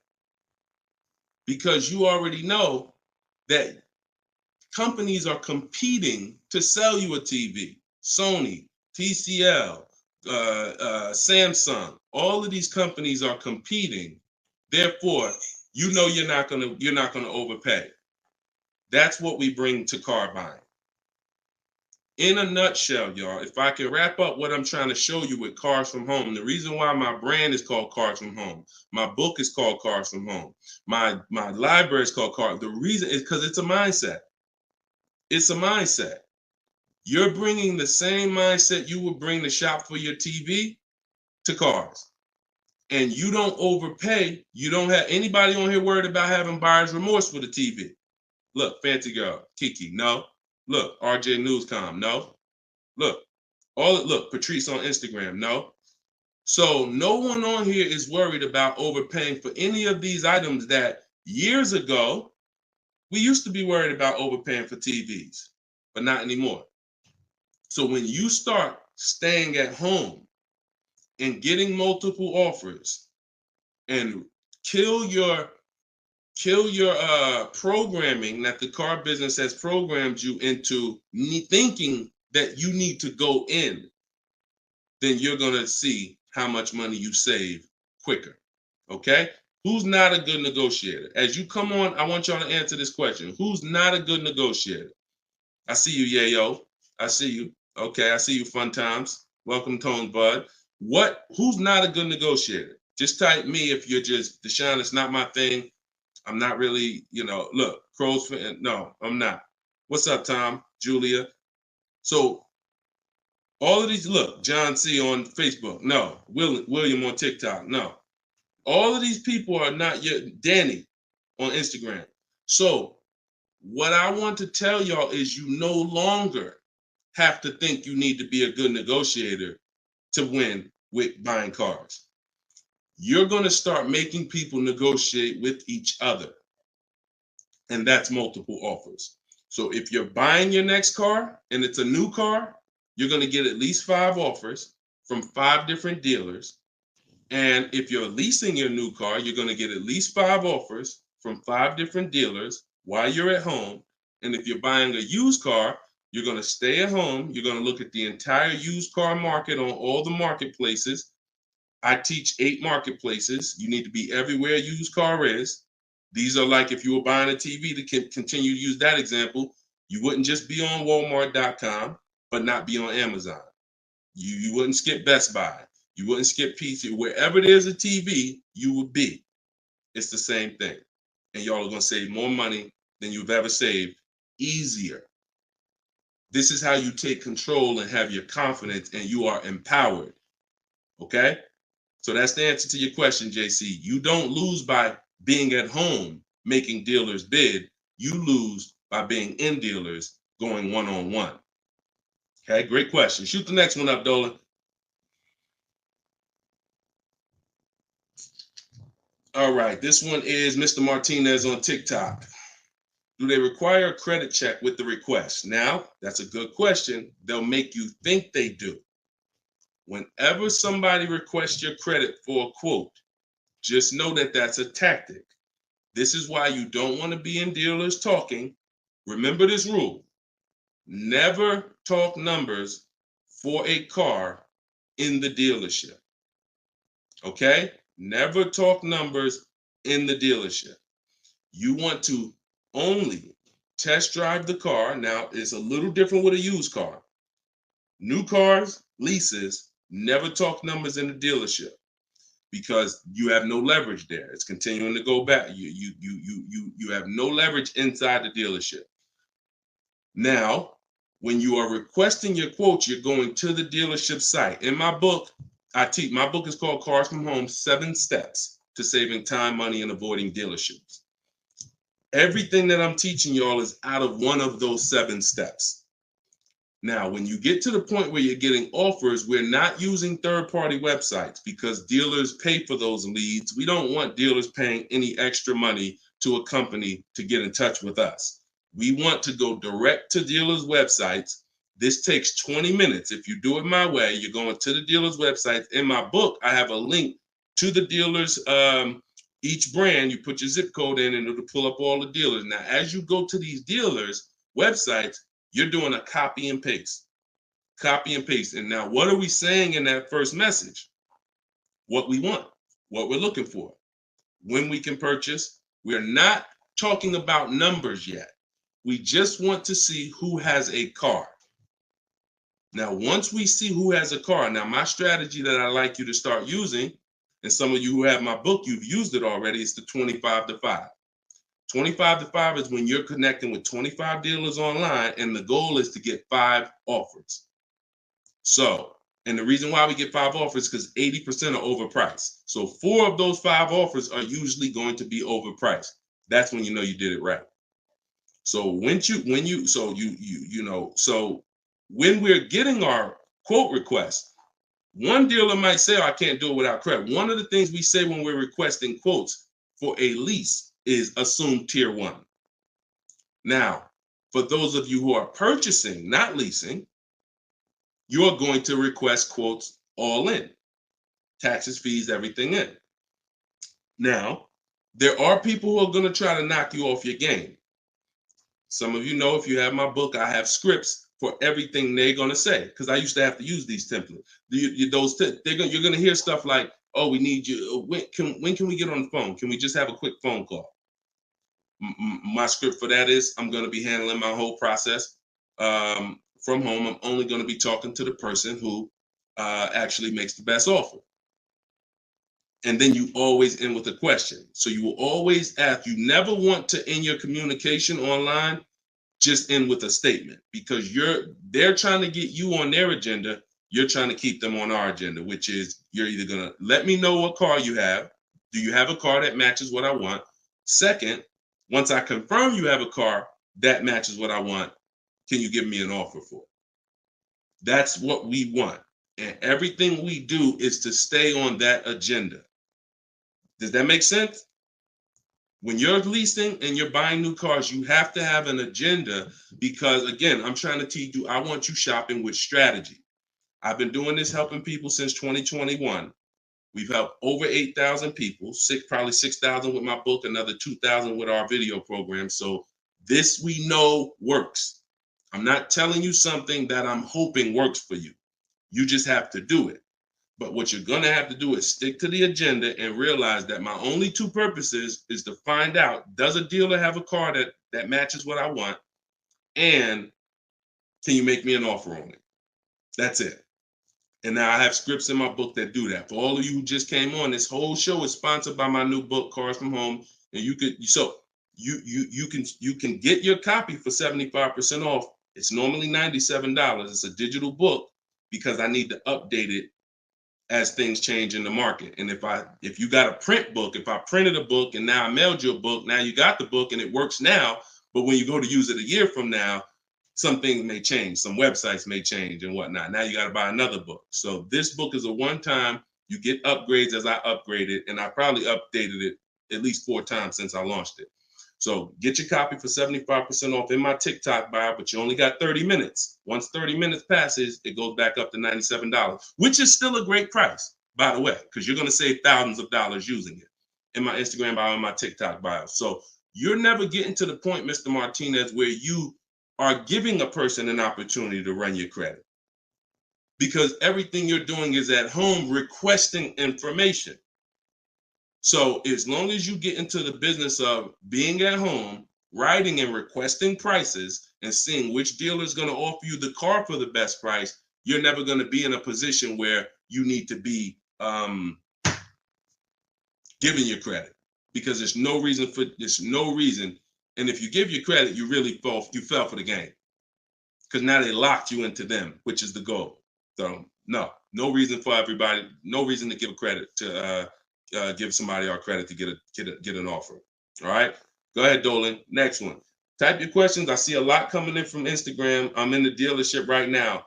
Vital on Instagram. Keep that up, Dolan. Vital just said I'm in the dealer right now. Now, if you're there negotiating, then you're never going to get the best deal. You're never going to get the best deal. Understand, y'all, I'm not playing games. For those of you who don't understand what we really do here, like, this is Greg right here. Greg used our strategies. He got a $56,000 Kia EV6 win. He got it for $527 a month on his lease, no money down. That's through bids. That's not through negotiations. Danielle's lease, $44,000 Audi A3. She got it for $550 a month, no money down. You know, this is on a purchase here. Sean bought, and some of you may have these cars and look at your payments and you're going to say, Dad, Deshone, I got that same car, man, and I ain't get that price. That's why I'm trying to tell you to listen. And like, we're not regular here. And sometimes I think, like, I'm not the public.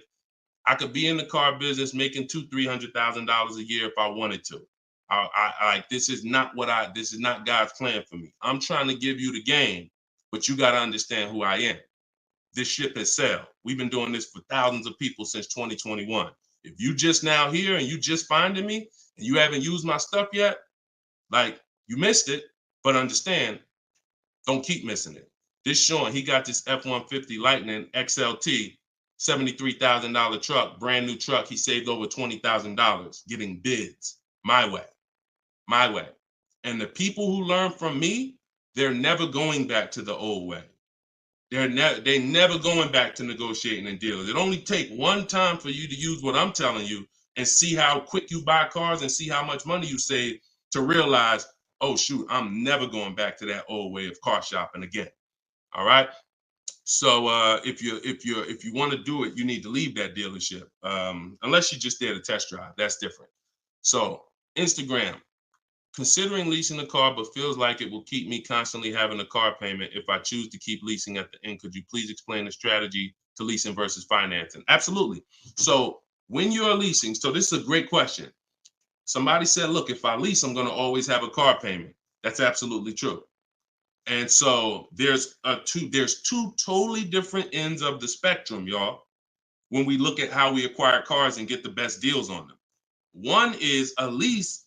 My goal is to drive a new car, always under warranty in most cases, except if I'm a high mileage driver. I'm paying pennies on the dollar compared to somebody purchasing, like that same car that Greg got. He's paying $527 a month. That same vehicle would be, it's a $56,000 car. That same vehicle will be $1,000 a month on the car note, at least on a 6-year car note. So I'm paying pennies on the dollar. I just had somebody today. He's going to pick up a brand new Kia Telluride.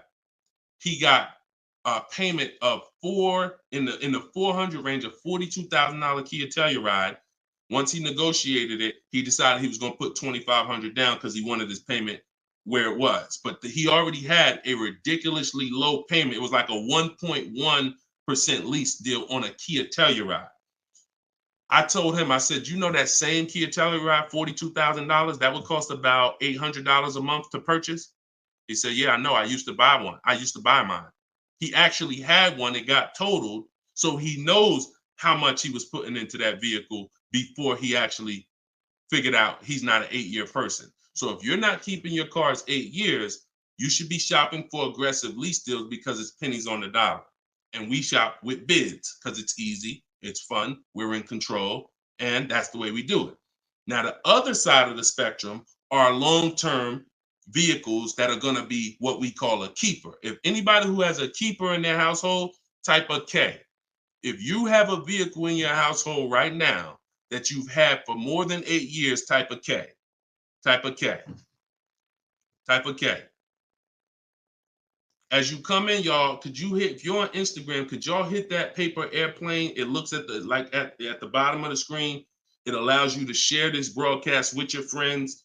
And could everyone who shares, could you share this broadcast? It does help. It matters. And I'm never going to stop asking for it. And I'm never going to stop appreciating the people who share. I appreciate you guys. And your friends will appreciate you more than anything, more than even I appreciate you. When you tag a friend who doesn't know me and they're car shopping, they'll appreciate you more than even I appreciate you. So, okay. All right. So we got John on on Facebook. We got Michael. We got, hold on. Let me see. Acura MDX. Rob Korn got an Acura MDX on Instagram. He's had it 195,000 miles. So these are what we call Derek on TikTok, Donald on TikTok. These are what we call keepers. These are vehicles that, again, someone asked a question about understanding if I always have a car payment, if I lease, can we please explain the strategy of leasing versus financing? I just told you the benefits of leasing. Now, all those benefits come at a price. Now, the other side of the spectrum is the long-term keeper vehicle where now we have outlived depreciation because the unseen expense is the one that's killing you. The unseen expense is depreciation. When you buy your car today for $30,000, tomorrow it's not worth $30,000, right? Tomorrow. You can buy a car today for $30,000 and bring it back to the dealer tomorrow. They're not just giving you your $30,000. You've lost money in one day. That's depreciation. Now you can sit that car outside your house and you can have that car. You don't drive it 1 mile. You never even touched it. And you go out there and a year later, is it worth $30,000? No, right? You never told, but Deshone, I didn't even drive it. But you understand, it's not worth $30,000 anymore. It sat there for a year. Now it's probably worth $24,000.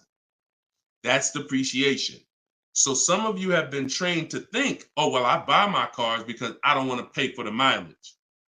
What I'm trying to get you to understand is when you understand depreciation, you're going to see not only do you pay for the mileage, whether you buy or lease, you pay for the car whether you drive it or not when you buy. Does that make sense? Type clear if y'all are clear so far on this, on these principles. Because it's bad information that's been fed to you for all these years that, oh, you know what? I like to drive as much as I want. Oh, I like to do everything and I don't want to pay for mileage, so I'm going to buy. But what you're seeing now is, oh, shoot. If I drive no miles, my car's worth less. If I drive average miles, my car's worth even less. If I drive high miles, my car's worth even less. Depreciation. It's the unseen expense. So now our goal with purchasing the right way and picking whether I'm going to shop for great lease deals or whether I'm going to be a long-term keeper is to avoid where the depreciation loses us the most money. The most money. Look, right here, 3, 4, 5, 6 years, you're losing the most money. This is when you don't want to have bought your car and replaced it, because you're losing thousands and thousands of dollars every year. And now many of you have been taught it's okay to switch cars while you're in here, dropping. But going back to the keepers know, all right, I'm switching cars when my value is like this, my depreciation. So all of you who said out there that you got a car that you've had for 8 years, 10 years, 12 years, now you're gonna, here's what proves to you what I'm saying is true. The keepers, which is why I'm trying to get you guys out of that middle, all you 3, 4, 5 year people, 6 year, 7 year people that do not lease. You don't keep your cars long enough to outlive this depreciation, but you don't lease. You're losing the most money by far. By far. Thousands and thousands of dollars every car you buy in resale value, because you flip cars, try to trade them in while you just lost thousands and thousands of dollars. So on the other end, those of you who said, Deshone, I got a keeper outside, if that car today is worth $5,000, a year from now, it's probably going to be worth $4,800. That means you're no longer losing value like this. You're only losing value little by little, and you've outlived the depreciation. So your goal when understanding should I lease or buy is like, Deshone, okay, how do I avoid this? Well, if you're not keeping your car 8 years, you should be shopping for leases. Everyone who told you otherwise was wrong. I'm not going to say they were malicious, but they were incorrect. And unfortunately, I call them confidently incorrect. Dangerous. Dangerous. Being confident and incorrect is dangerous to you and others and everyone who's going to listen to you. So I'm telling you the truth based on numbers that shopping for lease deals is here. If I'm not keeping my cars 8 years, I need to be shopping for great lease deals. If I'm going to keep my car more than 8 years, then I'm going to purchase and I'm going to make sure I get a car that's going to last 8+ years so that I can outlive the depreciation and win with long-term ownership. But I'm not stuck in the middle. Clear? Clear? Everybody clear before we move to the next question? JC said, my man hitting on all cylinders. I appreciate you, man. This is what we do, man. I've been doing this since 2006, man. I'm not new to this. I've been helping people save money on cars and make dealers bid for their business since 2021. And that's what I'm known for. Here in New Jersey, people know when I have my brokerage, Deshone is the person that helps people save money if you listen to him. If you don't listen to me, God bless you. I wish you the best. All right, so for all of you, cue the next question up, y'all. For all of you who just jumped on, this whole show is sponsored by my new book. Everything I teach is out of my new book. It's called Cars from Home, 7 Steps to Saving Time, Money, and Avoiding Dealerships. It's normally $97, but as part of our launch, you can get your copy for 75% off. It's a digital book. It'll be in your inbox in literally 3 minutes. And if you're on TikTok, you won't leave the broadcast, so you don't have to wait until the show is over to click the link in my bio, get your copy, and then you can come back and listen to the rest. Same thing on Instagram. And we got something in the comments for Facebook and YouTube. You guys can click the comment section, or if you're watching us on television, you can scan the QR code with your phone. All right, let's go, Dolan. Shoot that next one up, brother. Let's keep these questions coming, y'all. Keep typing them. And again, we're live right now, Wednesday. This is our Wednesday 12 p.m. live stream. I want to make sure I keep saying that because we broadcast these shows all day long so that some of you could tell your friends if they missed the live show, they can still see the broadcast. But right now, it's Wednesday, and this is our 12 p.m. live. So ask your questions. This ain't a rebroadcast. JC said, could you please share with us your insights on how to best eliminate dealer add-ons, addendum lists from the deal? Example, windows, etching, low jack, nitro in the tires, Scotch guard, okay. You name it, whatever. I always say this, and I have a video that has done well. It's been seen by several people, and it says we don't negotiate with dealers with fake fees. You can see, what I need you to know is 80% of dealers are overpriced. 20% are trying to beat their competition and they don't mind competing. These are the best people in the world. These are the people you want to find and buy from. But there's 17,000 new car dealers in this country. There's 100,000 used car dealers in this country. Somebody tell Isaac on TikTok that we just answered that question. So if there's 17 million new car dealers in this country, 17,000 new car dealers in this country, and 100,000 new car dealers, used car dealers, and 80% are overcharging, then you need a strategy to find the 20%. That's another reason why you cannot walk into a dealer and think you're going to get your best deal, because you don't know. You have a much higher chance of finding an 80% than you do a 20%. Does that make sense?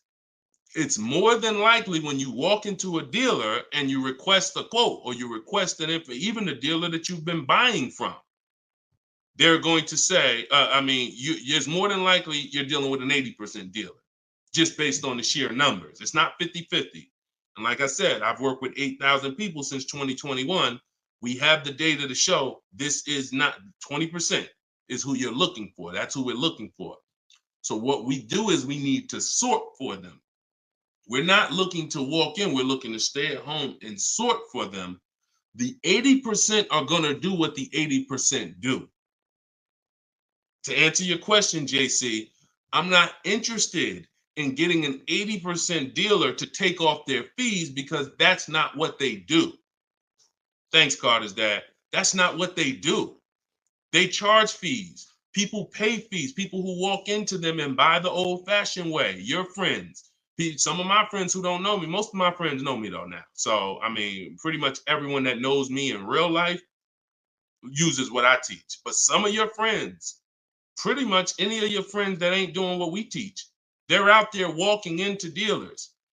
And the 80% are going to do what the 80% do as long as people keep paying it. As long as people, all right, man, well, look, you're going to have to take some of that off. It's made up to begin with. So how do I win if you're taking off $2,000 of fees you made up and then I think I won? How's that a win? So the tactic is the worst kind of people are going to start so high. It's called padding the deal. So when you walk into the dealership, I'm padding the deal if I'm the worst kind of person. If I'm somebody who I bounce from dealer to dealer, I make a lot of money, but my customer service scores are low, but I make a lot of money, so I always have a job. Now what I'm going to do is you're going to sit down, and I'm going to say, all right, which car are you looking for? Diana? All right, Miss Roberts. All right, here's what we're going to do. Okay, so it's going to be working out about $650 a month. All right. Shoot, that seems kind of high. Here's the problem when you're in a dealer. You don't even know if $650 was the right starting point. Maybe the real starting point was supposed to be $550. But I'm going to start you at $650 because I know psychologically you need to think you won. See, pay attention to this. Pay attention to what I'm telling you. Selling you a car, the way the car business has programmed you, it's not about you winning. It's about making you think you won. It's a psychological game that car salespeople are trained heavily for. So when you come in and I tell you it's 650, or when you look at that car and you see it and you're like, the window sticker says 42, but when we sit down and I say, okay, we got this fee and we got that. All right, so asking price is 45,700. And you're like, wait, but the window sticker says 42. But yeah, these are the add-ons that we have. All right, now I'm starting so high that I can take off money to make you think you won, and I still end up winning because I really didn't take off anything. So this is why we don't play the games of back and forth with fake fees. What we do is we sit at home, we get bids, we look at, if we're looking at pre-owned cars, we're looking at the marketplaces, we're narrowing it down, because my strategy for shopping for used cars is different than new cars. New cars and leases, we use something called the 25 to 5 strategy. That's when we reach out to 25 dealers to get 5 quotes.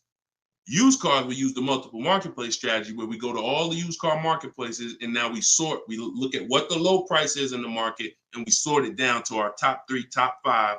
And then we take it, we got to make sure there's no fake fees on them, because that's a tactic they'll use on used cars. Fake fees, put a price out there. So everything is a screening process. That's what I want you using, a screening process, a sorting process, so that the best deal reveals itself. You don't negotiate for it. But we don't try to turn 80% dealers to 20%. They're never going to be that. Maybe they will if we change the whole industry, and they won't be able to keep their job if they don't change. But for today, 80% dealers are going to do what 80% dealers do. That's not our job. Our job is to find the 20%. Clear? Good question. Great question. Shoot the next one up, Dolan. We're live, y'all. This is Wednesday. This is episode 5 of Car Shopping Questions and Answers.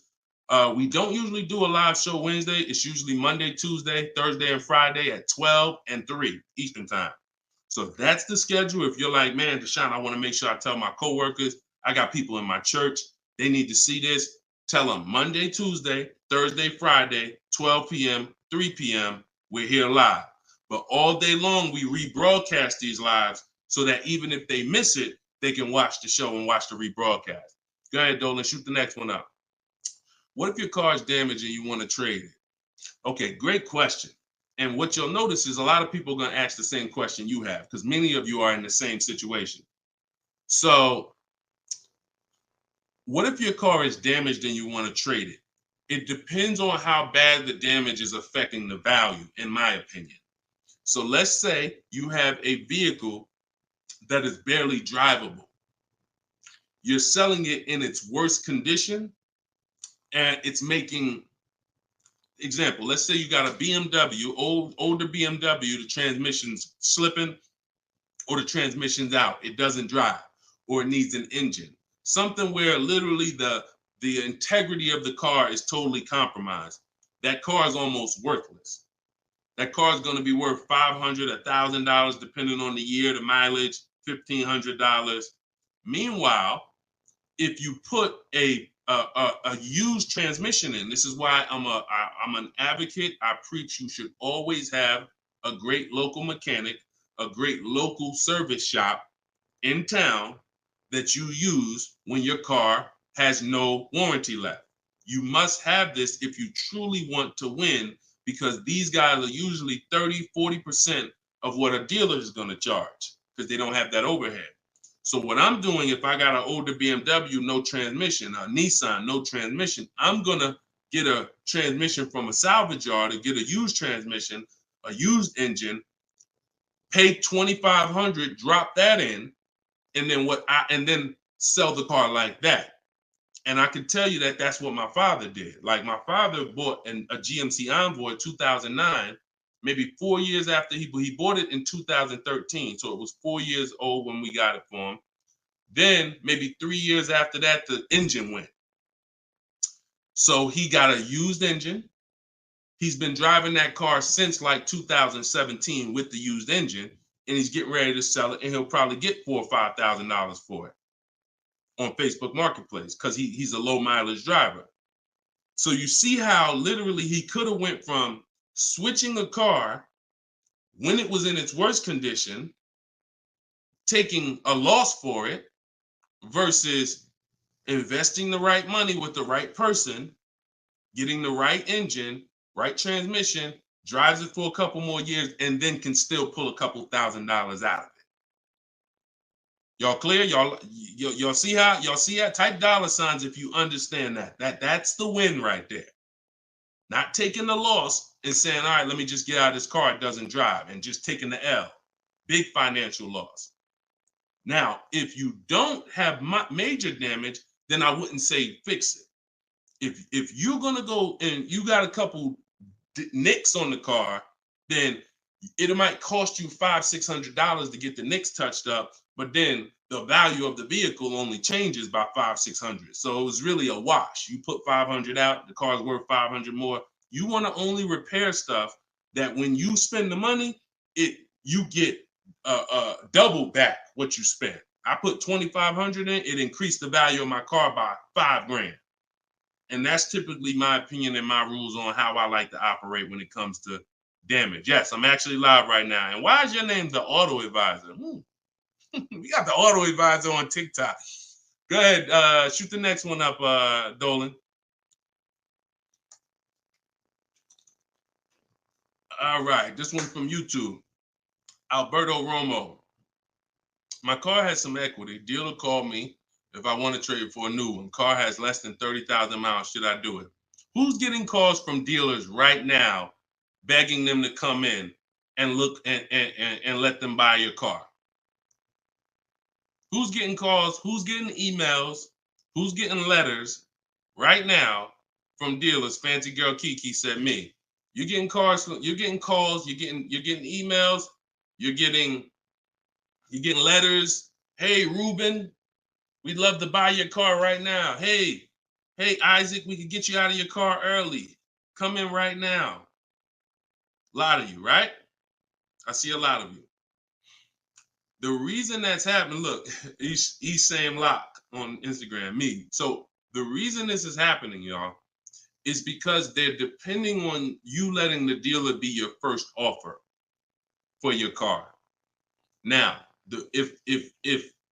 see, dealers know they're getting outbid right now.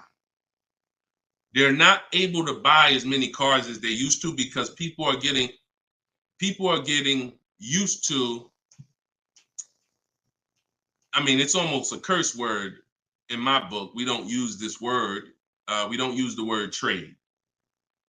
And some of you who have seen me in the past, you know, we don't use the word trade. There's only one scenario where we need to trade, and that's if we have too much negative equity. The reason why we don't trade is because trading is not a bidding system. There's 3 transactions that you've been trained to give to a car dealer. One is buying a car from them. That's its own transaction. I bought a car from you. The second is getting the loan from them. That's another transaction. I got a loan from you, because there's other companies out there that only give loans. They don't even care if you buy a car. They don't sell cars. They give loans. That's a clue that there's money in the loan business. Now, the third transaction is people who want to buy your car. When you give your car to the same dealership, you gave them your old car, that's one transaction. You gave them your loan, that's another transaction. And you gave them the purchase of a new car from them. That's 3 transactions. And most times you didn't get bids on any of them. That's how you're losing money. You're probably losing $2,000 here, probably $1,500 on the loan, and then maybe another $1,000, $1,500 on your car that you gave to them. Hidden money. See, I'm not just here to teach you how to car shop from home the right way, strategically using my system.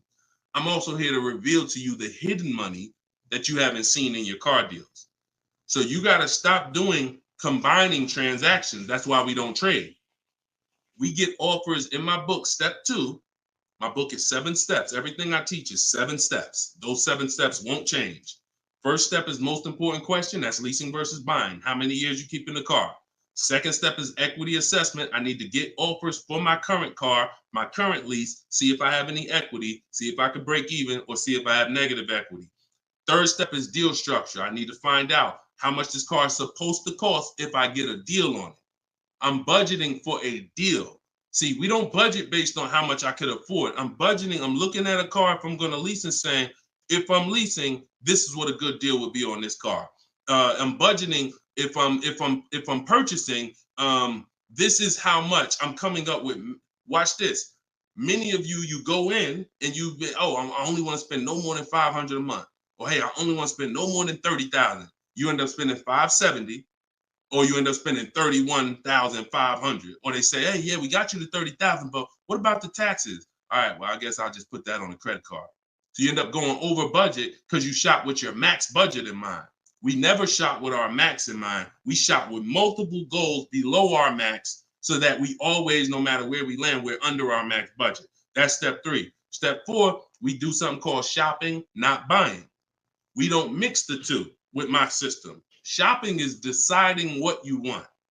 Buying is step 5 when we go into the market and we start getting offers on what we want. But when you get to step 5, you're in the market getting offers. Step 6 is paperwork and protection. All that paperwork that you need to know. All right, do I need this product? Warranties, all of that is step 6. And then step 7 is delivery. So everything I'm teaching you falls under one of those 7 steps. And I'm trying to get you to use a system instead of winging it. If you don't wing it, you'll be fine. But step 2, Alberto, is the equity assessment, where you're getting offers to find out what your car is worth. You can give the dealer an opportunity later to beat it, but you need to know. That's why we don't respond to those. Hey, come on in. Let me look at your old car. Let me buy your old car. Hey, come on in. Let me see.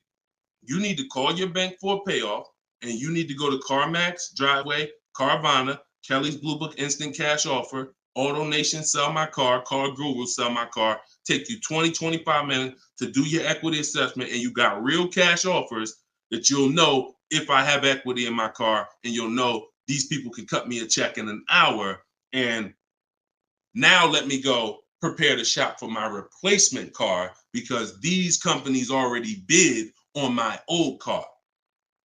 Type clear if y'all are clear on that. That's the equity assessment. That's my 7-step system. That's why my book is called Cars from Home, 7 Steps to Saving Time, Money, and Avoiding Dealerships. All right. All of you could get a copy. You could get your copy for 75% off. It's normally $97, but as part of our launch, you can get it in my TikTok bio for 30 minutes for 75% off. Once the timer goes back up, once the timer expires, it's back up to $97. So get your copy before the timer runs out. Same thing with Instagram. Go to my Instagram bio. You'll have it 3 minutes and you come back to the show. And if you're on Facebook or YouTube, we got links in the comment section for you. All right. Great question, though. Look, go ahead. Shoot the next one up, Dolan. Oh, it said, this man, bro, spitting gold fire for real. I hope this isn't going over anyone's head. Me too, bro. Listen, me too. Keep that question up. Fancy girl Kiki from TikTok. But me too, bro. Like, I'm sitting here, man, and I pray every day that the Lord help me to look. I want you to even see. I got to unlearn. That's why I represent this brand. I got to unlearn. Like, I have been programmed, and the people who programmed me have actually programmed me because they make more money by me staying programmed. So some of you, it's unfortunate, are not going to spend $24. You're not going to spend $24. Now, I had people get the book for $97. It's people that might be on here that tell you, man, I got the book before we even had this sale. $97. But some of you are not going to spend $24 to get the book. But you want to go into a 5-figure transaction. A 5-figure, $10,000, $50,000, $100,000, some of you who are buying luxury vehicles and exotics transaction. But it's something about not, and that's just unfortunate. All right, Fancy Girl Kiki from TikTok. Is it true that you can have your down payment go towards your payments? So, all right. So when we're working out our loan, again, this is still combining the loan and the purchase of the car. Because when you're actually trying to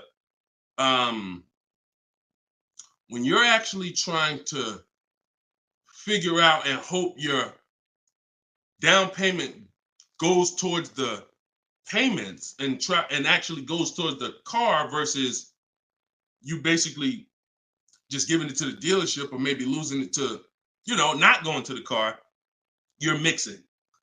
Because when we're shopping, we have loan. When you buy your car, if I'm financing, right? Give you an example. When I bought my Infinity truck, I'm shopping for the car. Once I get the car, now, and I use my perfect budget calculator. It's in my book. It's a calculator I created. See, that stuff I can't even explain on this show. I can't explain how a calculator that I created works. It's a surprise when you get there, when you read and you're like, oh, this is a calculator. I've never seen nothing like this before. I know, because I made it. And I got like 5 of them in there. So, but when you're trying to do what it does, I can tell you how to do this manually to some degree. When you got to know what you can spend. That's why we have that budgeting exercise where in order for me to be at a $450 a month payment, I can't get any more than a $22,000 loan. If I get more than a $22,000 loan, then I'm going to have more than a $450 payment. So now you might say, okay, 6 years though, because if I go 6 years on the loan, then maybe I could get like $25,000 depending on my interest rate. But I need to know how much car I can buy based on where I want my payment to be. So now once I establish that in a budget exercise, you can do that with some calculators online, try to, but you have to account for taxes. The reason why these calculators don't work well, because they're not going to account for the taxes. They're not going to account for, any down payment you want to put in, and they're not going to account for any equity you may be getting. And then they're not going to give you these goals for, all right, a 5-year loan or a 6-year loan is 2 different prices.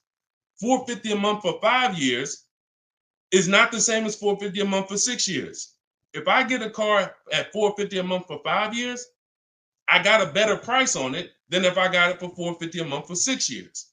So these are the things that you kind of got to have in your budget so that all right, this is how, because it does me no good to know that I could go and spend $35,000 on a pre-approval. What does that do? How does that equate to what I can actually spend? I don't want to spend $35,000. That's a $700 a month payment. So, but once you establish the budget on how much I can spend, now you go find the car. So I'm shopping for the Infinity, and I'm shopping knowing all of these cars are within my budget. Now, when I actually get the car, now what I'm doing is going and I'm finalizing my loan and having multiple dealers, multiple banks and credit unions give me offers for my loan. Everyone can run my credit with a hard pull because I'm within the rate window where it's not going to affect my credit negatively. It's only going to weigh as one hard pull. I know you have heard, don't let all these people run your credit. If you do this right, according to how you're supposed to rate shop, you can Google rate shop. In fact, I'll show you right now. I'm going to share my screen so y'all can actually see. See, it's the information you don't know that's costing you. It's the information that you don't know that is costing you. Look, if I go to Google and I type in rate shopping, Experian. Experian has a whole article. Let me know if y'all can see my screen. Hold on. Oh, wait, hold on. Entire screen. Look. So I go right here. Rate shopping. They have a whole article about how to properly rate shop. And let me see. Look, the FICO score window is 14 to 45 day period, depending on which version is used to calculate the score. So we do it in 2 days. We do it in 2 days. So we don't even use the 14-day window. That's why we don't let anybody run our credit with a hard pull until after we already find our car. So now you come in and you are I'm letting all these people run my credit to get their offers for my loan, their offers for my interest. And then what I'm doing is whoever makes the best deal there, I'm calling the dealer and I'm giving the dealer an opportunity to beat it. Because the dealer has another 7, 8, 10 banks that they might, let me see if I can beat that because I like to earn the business. And that's what I call the bank bidding war blueprint. So I'm putting that when you get my book, you actually get the bank bidding war blueprint because I haven't combined it with my book yet. It's going to take me probably about 30 days to combine it into my book. So I just send the book and I send the bank bidding war blueprint. That strategy right there is called the bank bidding war. So we're not worried about if our down payment's going to go to the car, because our loan is always worked out with the bank, not with the dealership. Okay? Separate these things. When you start separating these things like I want you to, you're going to see I can't get into the same trouble I used to get into.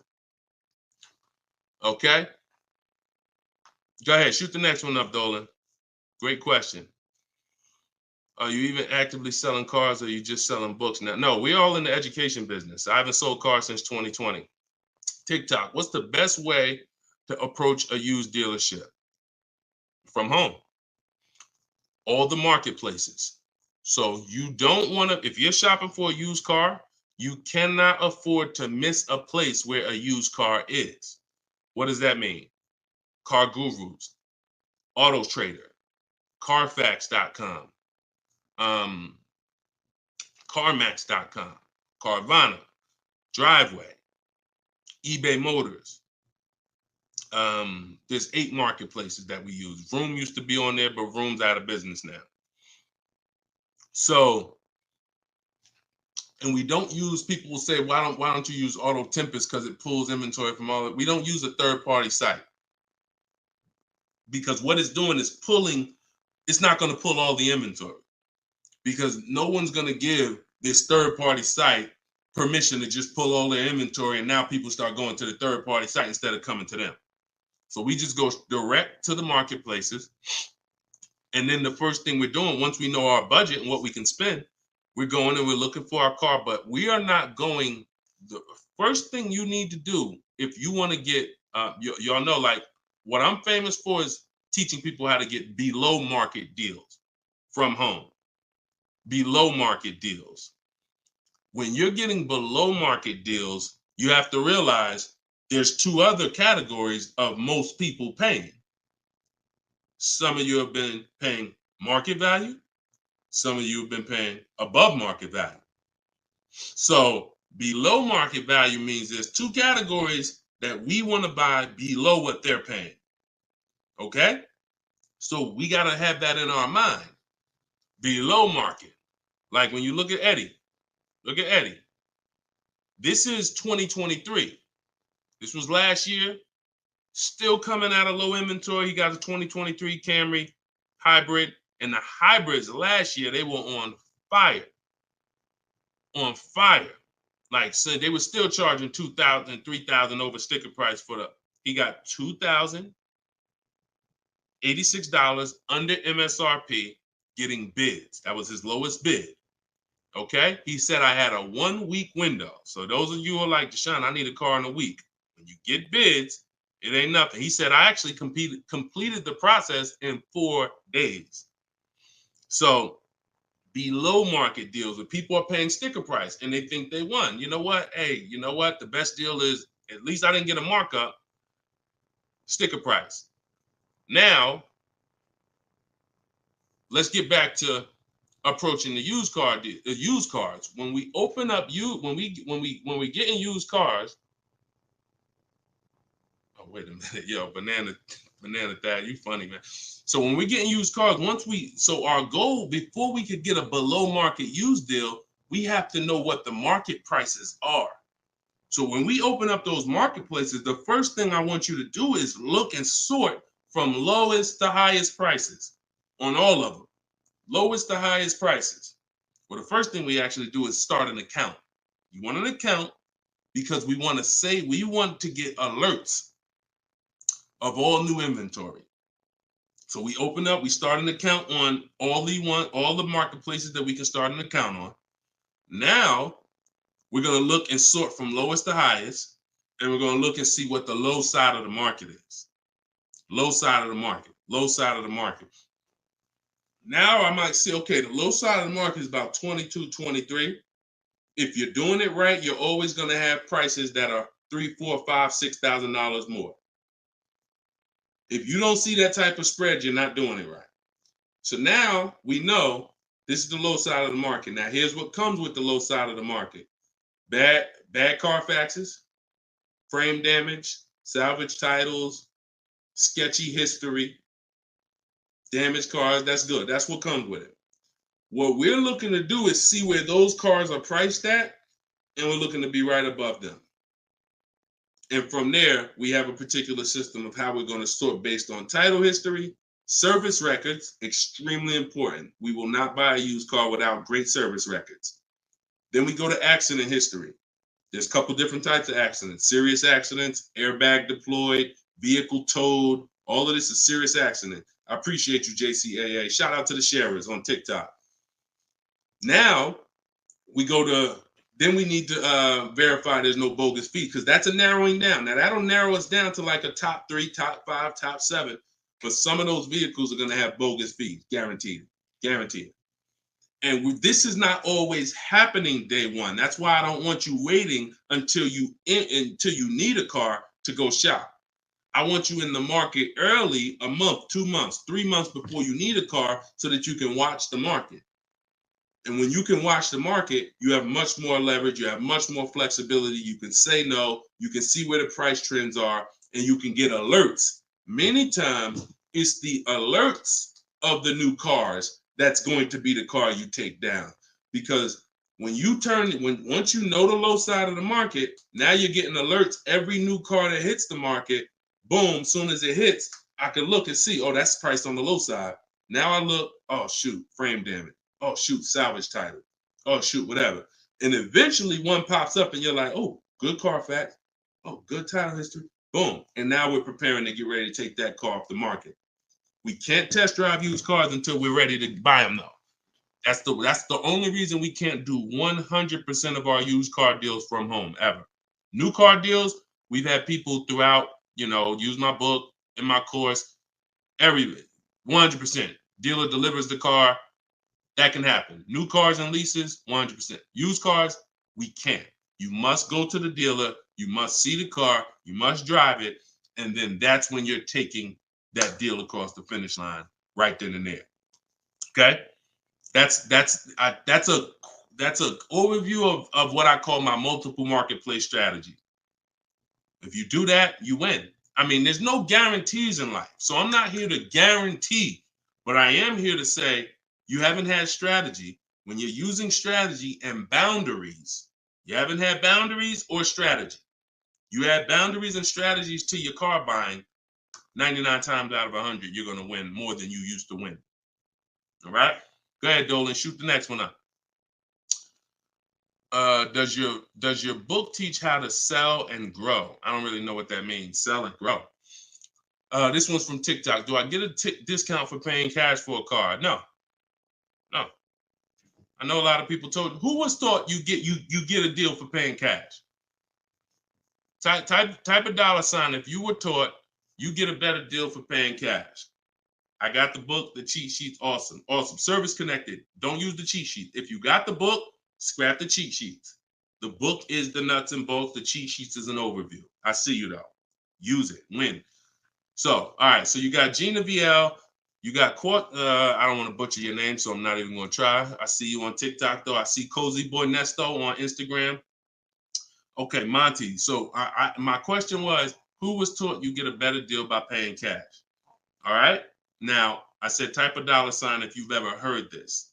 Now, I don't want you operating with bad information. Let me tell you where this came from. And remember what I said earlier in the show. Earlier in the show, I told you, the car business is not about you winning. If you win, great, but it's about making you think you won. And I can only make you think you won based on what you tell me you need in order to feel like you win. So if you come in and say, listen, man, I'm paying cash, man, y'all got to do something better for me.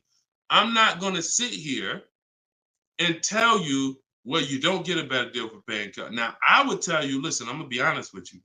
You can get this price whether you pay cash or not. So, like, there is no, but somebody who's like not going to be willing to go and tell you that, they're going to make it look like, all right, I got to make you think that the deal I'm giving you is because you pay cash. This originated from when dealers used to finance cars. There are still people and you may be one of them, who think the dealer owns your car after you get it. That's why there are people who say if they can't afford a car, they say, man, I'm gonna get a dealer back their car. It's not their car anymore. Unless you're dealing with like a buy here, pay here place where they're actually extending the loan to you, it's not the dealer's car anymore. But back in the past, dealers used to extend loans. They would hold the financing. So if you offered them all the money up front, it was an incentive for them because they knew it guaranteed they get the money now. And it also saved them interest. It saved them, if they were holding the note, then they're still technically paying for that car. And they're like, okay, I could save you another $1,000, $1,500, because you're going to give me all the cash up front. It's not like that anymore. It's not. Literally from the time you leave, the dealership is funded in full in hours. Like by the time you drive off, wire transfer, the dealer is funded for the car. The funds come from Bank of America, Chase, TD, M&T Bank, whoever it comes from, wired to the dealer. From that point, it's between you and who? Who's on the title? Who's the ones calling you if you don't make the payment? Who's the one setting up the car to be taken if you don't make the payment? It's not the dealer, right? It's the bank. So it's always between you and the bank from that point, which is why you don't get an exactly life experience. You're not getting a better deal paying cash. And that's just because that's the way it's set up. Now, the rare exception that you may see, and this doesn't happen a lot, sometimes there's like a low interest rate. Like when I was with General Motors, we might have like all right, you could get 0% interest, or you could get a $5,000 rebate. Only on a new car though. But you can't do both. So if you had somebody who could pay the cash, maybe if they save more money by taking the rebate than they would if they were to take the loan. So in which case, you're not getting a better deal because you're paying cash. It's just an incentive to, you're getting a rebate.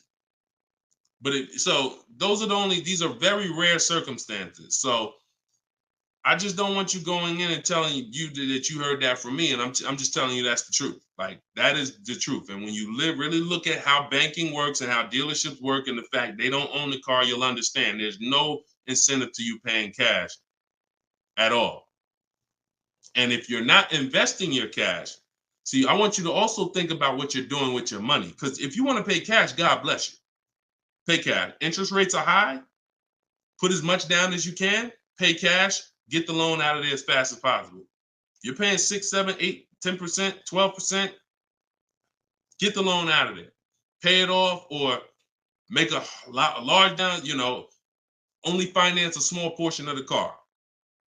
But if the rates are low, which at some point we do believe rates will be low again, or I always tell people in the bank bidding war, you got to check, see if there's any special interest rates. There might be 0%, might be 1%, 2%. So if those instances exist, there are people who your money's invested. You're getting 8% on your money. You're getting 6%. You're getting 10%. You're in real estate. You're getting 15%. It makes no financial sense to take that money that's earning money for you out and put it into a car that is going to lose money for you. That $20,000, $50,000 you put in the car is going to be worth half of that in 3 and 4, 5 years. 5 years, it'll be worth half. So these are the things I talk about. I don't believe in one size fits all car advice, y'all.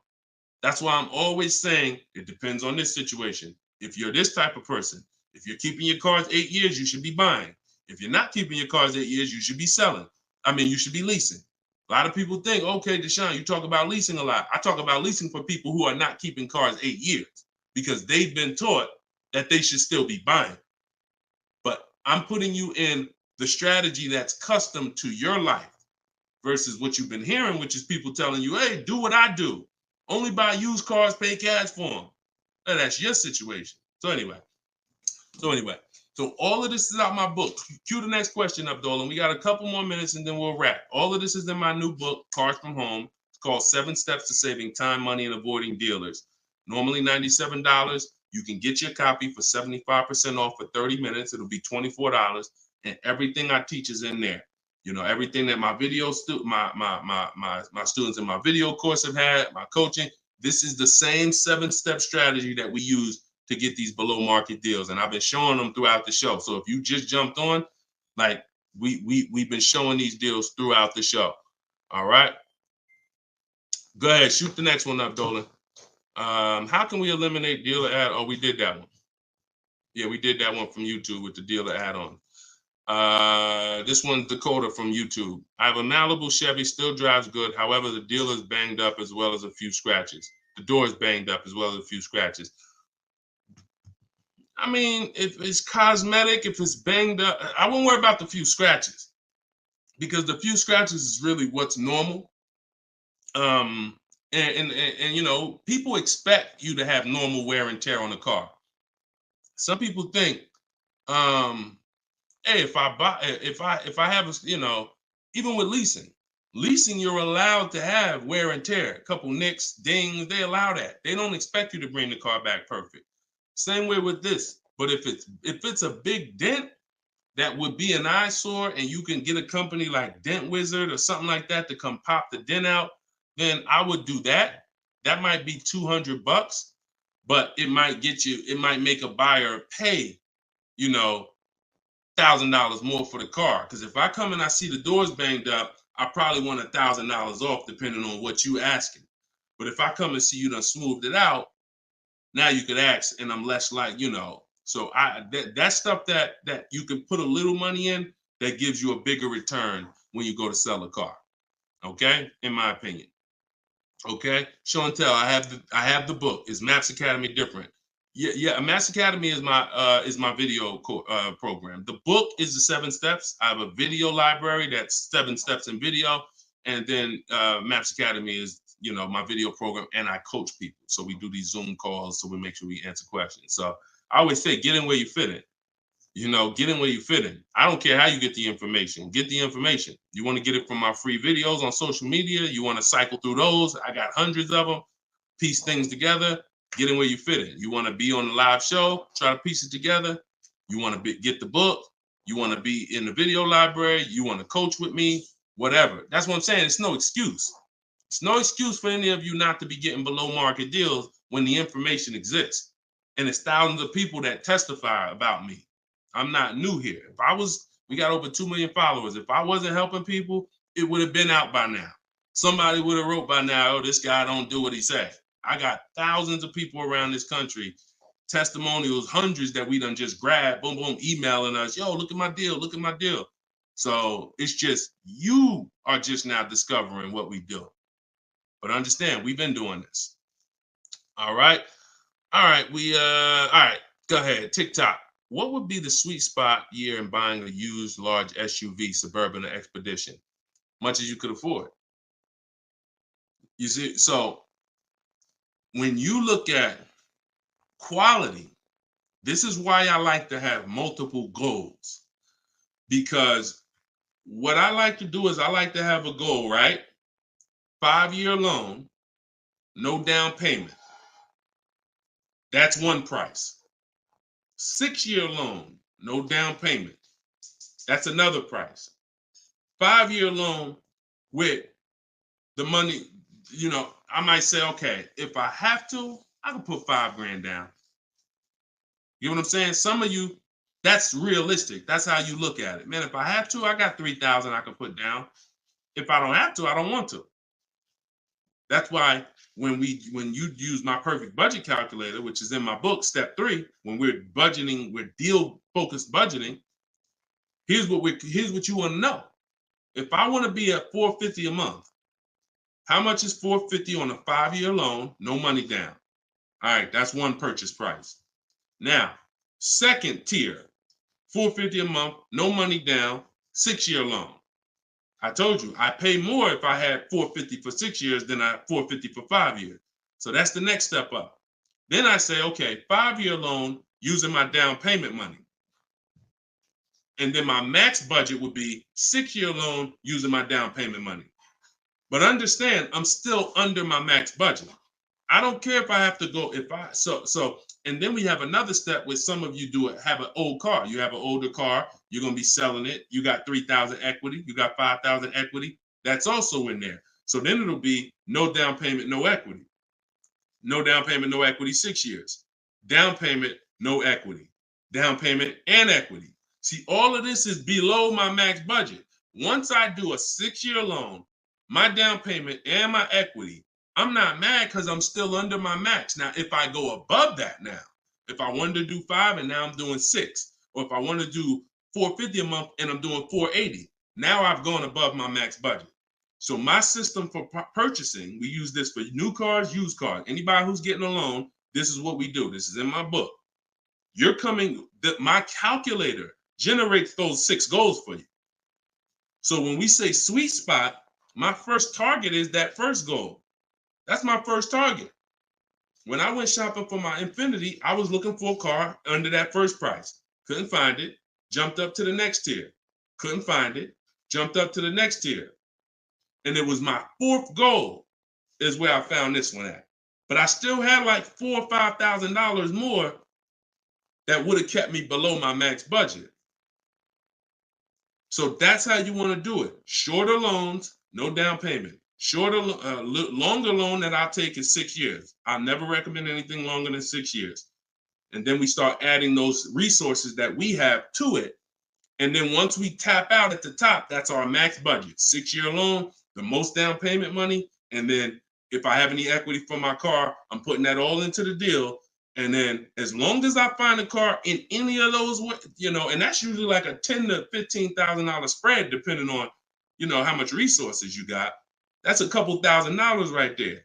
So that gives you the room to bump yourself up without letting a car dealer bump you up over your budget. All right? That's why it's called the perfect budget calculator. And I invented it. All right? Praise the Lord. Listen, I appreciate y'all. We've been on for about 1 hour and 15 minutes. We do these shows live Monday, Tuesday, Thursday, and Friday. Wasn't going to do one today, but you know what? I said, it's Wednesday. Let's jump on. Let's do a live. Let's get some questions. Let's get as many as we can. But this is what we do, y'all. You could tell your friends 12 o'clock and 3 o'clock, Monday, Tuesday, Thursday, Friday. You can meet me live on any of my platforms, Facebook, TikTok, Instagram, or YouTube. And we'll be doing this live Q&A to make sure you guys get what you need to save money and get below market car deals. That is the goal. So for those of you who like Deshone, I appreciate the show, but I want everything in one spot, man. I don't want to even have to come back to this show anymore. That's all in my new book, Car Shopping. It's called Cars from Home, 7 Steps to Saving Time, Money, and Avoiding Dealerships. You can get it for 75% off in my TikTok bio.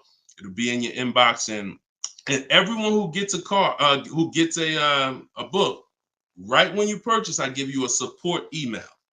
So on that last page, you'll see a support email. If for some reason I don't give the support email out to the public because people just be emailing me with questions and all that, I don't do DMs. I don't do none of that because we got too many people to be doing DMs and all of that. Once you purchase this book, you get a support email. If for any reason your book doesn't arrive in 5-10 minutes, check your spam, check your junk folder. But if it's not there, then email us at support and we'll make sure we get you a copy right to you. All right. So use this information, get your book for 75% off. You won't pay the full $97 in my TikTok bio, in my Instagram bio, or in the comment section on YouTube or Facebook. We got a link in the comments for you, or you can scan the QR code. But that's what we do, y'all. Below market deals. That's the goal. Keep unlearning, keep relearning. I appreciate you. All right. See y'all on the next live.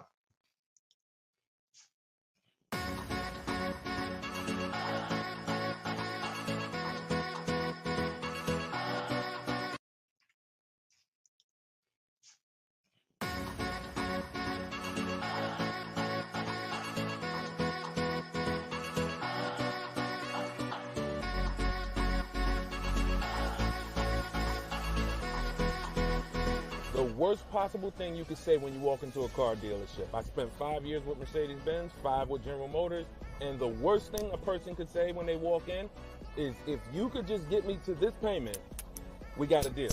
So your loan's probably still like 19, which means you got to pay to get out. You're upside down. It's called negative equity.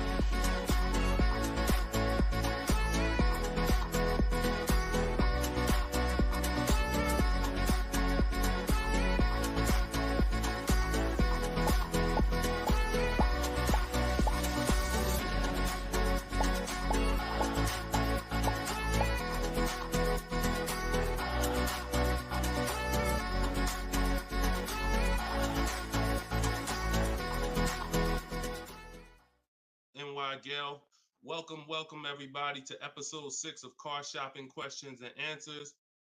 I am your host, Deshone, publicly known as Deshone the Auto Advisor. We do these shows Monday, Tuesday, Thursday, and Friday live at 12 p.m. Eastern Time and 3 p.m. Eastern Time. So I know some of you may see our live rebroadcast. That's for you to tell your friends about. That's when you can't make the show, you catch the rebroadcast. But those are the times that we're live.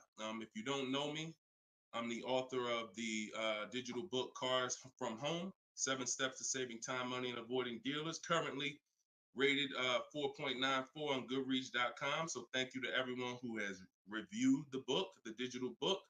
All of you can get the copy for 75% off during the show for the next 30 minutes. You'll see when you click the link in my TikTok bio, there is a link, there's a button for you to get 75% off. So you won't pay the normal $97 price. Same thing with Instagram. And you guys on Facebook or YouTube, you can click the button in the comments and you can get your copy. So come on in, start typing your questions. We do this, we do rapid fire Q&A. I see a lot of people coming on the TikTok, and we got Dolan pulling questions. So no matter where you're watching us from, type your questions and we're going to pull them into the live show and we'll get them answered right now. All right. So I'm excited about this show. I see we're continuing to see people getting below market deals. If you don't know that the goal is for you to get below market deals, and the goal is for you to not spend more than 30 minutes in a car dealership. I spent 14 years in car dealerships. So you're not learning from somebody who's just like you. I'm just like you in that, I buy cars, I lease cars. That's the way we're similar, but I'm an insider. I'm an auto industry insider. My business for 14 years plus was in car dealerships. So start typing your questions. Let me tag everybody on Facebook and let's get down to business. Okay, whenever we get the first one, Dolan will put it up. Let me just tag my people here on Facebook. All right, there we go. Okay, what's up, Skinner? Good to see you. What's up, Angel? What's up, Jill, man? Good to see you. Yep, what's up, Jason? Great to see you. All right. Brother said he's been doing it. Oh, what's up, Auto Advisor? Good to see you. Absolutely. All right, y'all got to type fast. I know you probably, and try not to make your questions long. Try to get all your question in one shot, but try not to make it too long where it can't fit in. All right, this one's from TikTok. Isaac from TikTok said, best current APR rate for tier A1 credit. So the best APR is always going to come through getting bids. Now I know this is new. This is new to most of you. But getting bids is how you're going to get your best and guarantee your best car deal, your best loan. So I'm going to lay out this process we call the bank bidding war. And if you follow this step, you'll be able to have 10, 15, 20 banks and credit unions bidding for your loan. And then you'll be able to pick the best one. And the way you do this is extremely important, because if you do this right, then it's only going to have the same effect on your credit score as one hard inquiry. So think about what we're saying. We're going to allow multiple people to access our credit with hard inquiries, but at the end of this period, after we get our card, the weight on our score, the effect on our credit score is going to be one hard inquiry. So the first thing, there's 3 rounds in the bank bidding war. The first round is to always check and see if there's any special interest rates or special promotional rates that are being advertised for the car you're looking for. So let's just say you're shopping for a, Kia Telluride. You're gonna now check and see, is there any special interest rates? 0%, 0.99%, 1.99%. All of these rates are like a finance rebate. That means there's no bank or credit union that's gonna beat them. So this is the first round. So if we do get a special interest rate there's no reason for us to even shop for interest rates other than that. Because again, no bank, no credit union is beating 1.99, even 2.99. Now, here's what you have to check when we do that.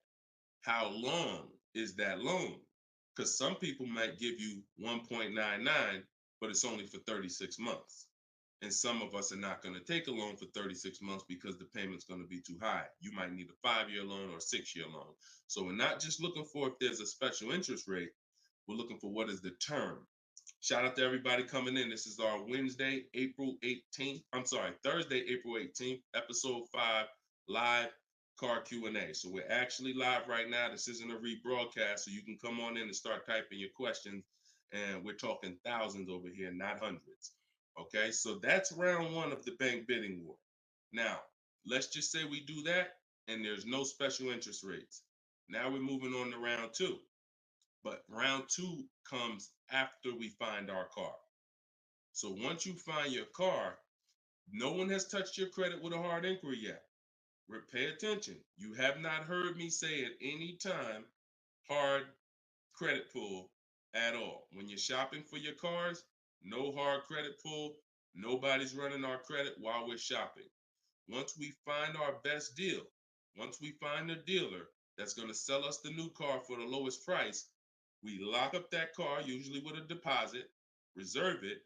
And now what we're doing is we're telling the dealership, I'm going to take this buyer's order. You're going to get a buyer's order. You're going to come home. And now you're going to now the second round of the bank bidding war is about to start. You're going to come home. You're going to call your bank if you have one, or your credit union. This is when you're going to let them access your credit. Because if you've ever tried to actually get a bank to tell you what the interest rate would be, like a pre-approval, many of them, and if you've experienced this, I want you to type a 1, many of them will say you need to have a car first, right? If you've experienced that type of 1, you call your bank, hey, I'm trying to get a pre-approval. They're like, okay, well, we need the information on the car.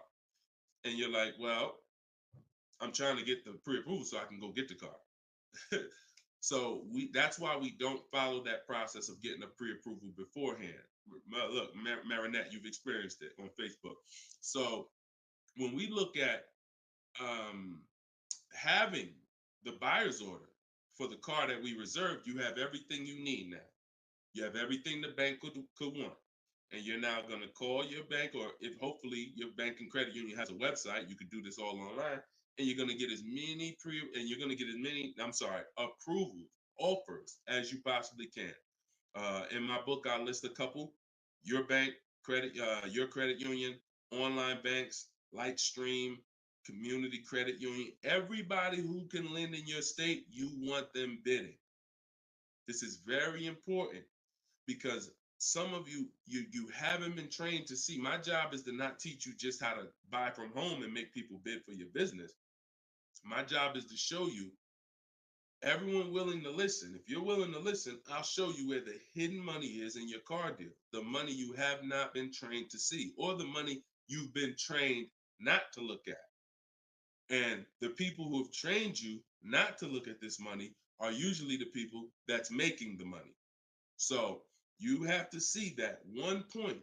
Let me give you a scenario here. Let's go to an auto loan calculator so you can see how much money is just in your car loan. Just in your car loan. And we're going to do a couple different interest rates so y'all can take this serious and you'll see why you need to be getting multiple bids for your interest. So if I'm buying a $30,000, if I'm looking to borrow $30,000, let's take $30,000 for an example. Average, pretty good average. Average price of a car is probably higher than that, but let's use 30. Now, if that interest rate is 5.99, total interest paid is $4,791 over the course of 5 years at 5.99. If the interest rate is 7.99, total interest paid is $64.89. That's over $2,000 difference. 2 points, $30,000 loan. Now, some of you are going to be borrowing more than that. Some of you are getting $50,000 loans. Interest at that same 7.9 on a $50,000 loan is $10,815 over 5 years. Now, if you can get 2 points less, 5.99, interest is $7,984. This is $3,000 difference. So, do you see how if you're not taking getting the best loan offer just as serious as you're taking trying to get the best price, you get a good price and then you'll give it back to the bank who's giving you the loan. So this is why we get bids. So we're now going to let all these people run your credit. This is when you do your hard inquiry. You don't do it before this. Hard inquiries, credit unions, online banks, your bank, your credit union, everybody's bidding now. And now what you're going to do, once you take the best offer from that round, that's round 2, that's when you're going to call the dealer and you're going to tell them what that best offer is and see if they can beat it. Because the dealership has another 7 to 10 to 12 banks that they're going to be competing to try to get your business. So this is the bank bidding war. So when I created this product, and if you do this right, as I said, what I know you were taught, who was taught, be honest, we're live right now. This is our Thursday, 12 p.m. live. Who was taught, don't let people run your credit. When you have multiple inquiries, it lowers your credit score. Who was taught that? Type me if you were taught that. Don't let these banks, don't let people run your credit. You can't have all these people doing hard inquiries, or they're going, it's going to jack your credit score up. All right, look, that right was taught. Okay, look, Lisa, I see you. Hold on, let me go to Instagram so I can see our Instagram comments over here. I always got to go to Instagram Live. Okay, Diana from Facebook, I see you. Hold on, let's get Instagram in the building. Give me a second. All right, Marinette. All right, Marinette. Okay, I see you. D, I don't even want to try to pronounce your name, but I see you on Instagram. So it's partially true and it's partially wrong. You have to do it the way I just laid out for you. That's called the bank bidding war. And if you want to prove this for yourself, you can simply type in rate shopping online and you'll see this is how the credit union, this is how the credit bureaus allow you to rate shop. So they'll give you 14 to 45 days to do it. If you do it like I just told you, it'll only take 2 days. 2 days. One day you're doing all your stuff at home. We're getting all our lenders at home to bid. The next day, we're getting the dealers to get their lenders to bid. And then we're making a decision on who got the best offer. So don't ask yourself. I never want you asking yourself. I never ask myself, did I get the best deal? That's a question of disempowerment. That's a question of weakness. We don't want that. What you should be saying is, following this process, I guarantee I got the best deal because I got offers from all these banks. I can't get offers from 15, 20 banks and not guarantee I got the best rate. The way you shop, or you've been taught to shop or programmed to shop, you're only getting offers from one bank, or you're just letting the dealer do it all for you. That's where your buyer's remorse comes from. That's where your skepticism about, did I really get the best rate, come from. So we won't know what the best rate is until we get all the bids. And that's how we do it. So everything that I'm teaching y'all is part of what's in my book, rated 4.9 on Goodreads. It's called Cars from Home, 7 Steps to Saving Time, Money, and Avoiding Dealers. You could keep typing your questions, because Dolan's going to pull the next question in. You can put it up on the screen now, Dolan. Put the next question up. But all of you can get your copy for 75% off as long as you get to my website before the 30 minutes expires. This is a welcome offer. Normal price of the book is $97, and it's worth every penny. It's worth actually thousands. But special welcome offer, you get it for 75% off in my TikTok bio, in my Instagram bio, or in the comment section on YouTube or Facebook. Okay, this is Monty from YouTube. She said, my mother's looking to start a new lease soon, but she only drives 5,000 a year. What's the best option? Low mileage lease if she's not keeping the car. So if she's not keeping the car, Monty, watch this. I run this scenario a lot, and I want y'all to, because some of you, you were taught never to lease. If you stick around this channel long enough, you'll see probably within minutes that that's some of the worst advice that you've ever listened to. If you don't keep your cars 8 years, so we'll talk about that. And we show examples. It's not even up for debate. People who try to debate it, they're emotional and they're tied to old advice. So once you have decided you're leasing, which means I'm not keeping my car 8 years, I want to avoid that depreciation, then I need to be shopping for aggressive lease deals because it's the short term. Again, this is another unseen expense, depreciation. This is why, look, when you buy your car today, you buy a $40,000 car today. You try to take that car back to the dealership a month later. What's it worth? You try to take, you buy a car today for $40,000. You try to take that car back to the dealer a month later. Is it worth $40,000? Right? No.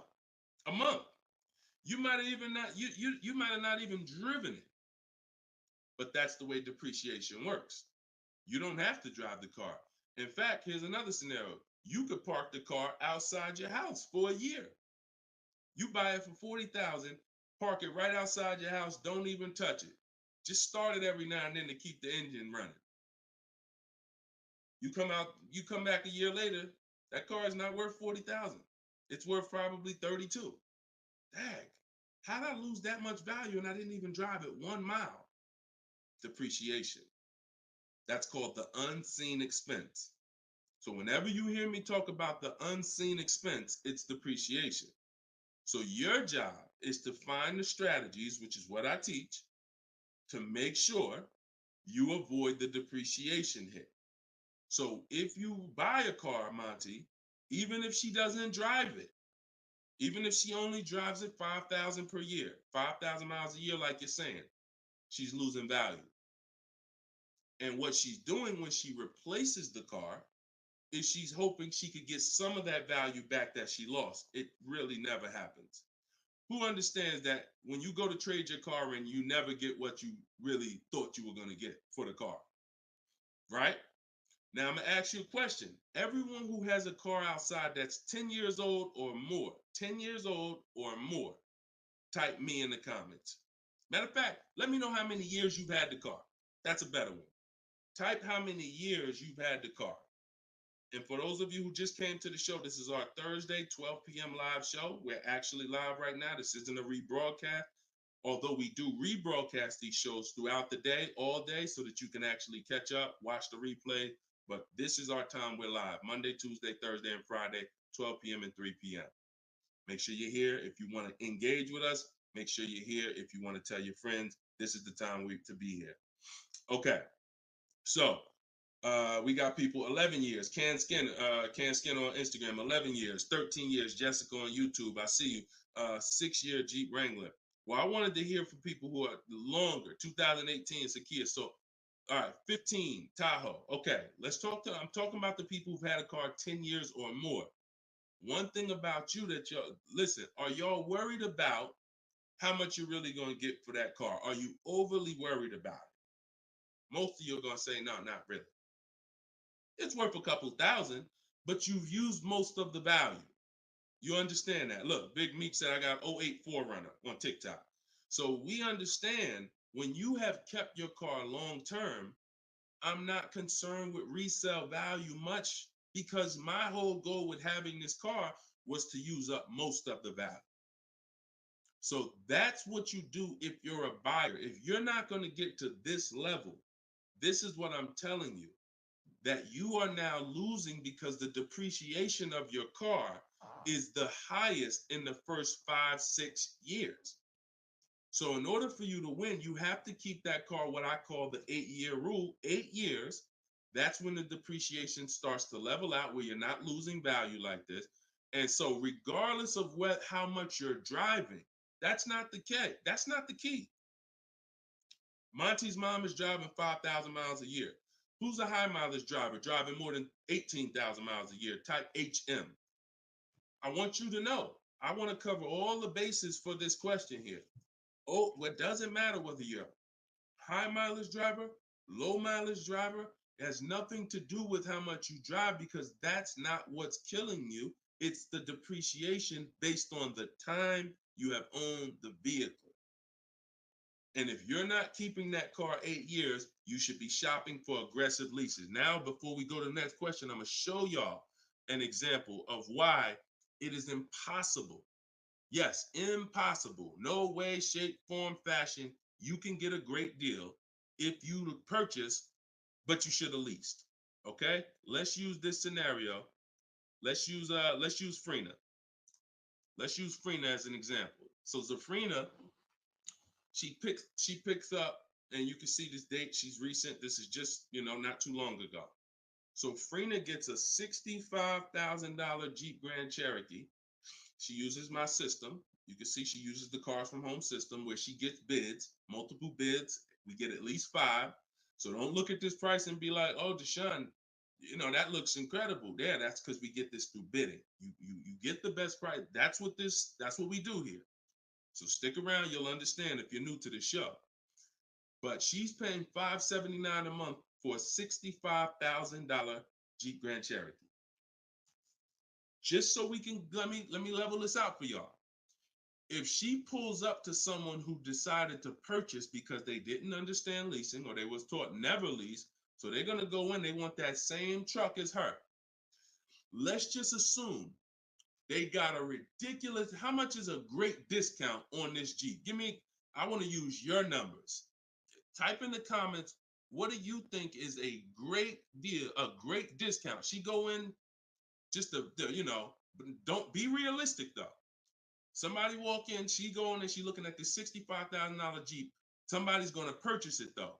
What would be, because I want to show y'all that even at the best discount that you could name, realistic though, you're still going to lose if you purchase compared to somebody who leases. Go ahead, throw some numbers out. What's a big discount?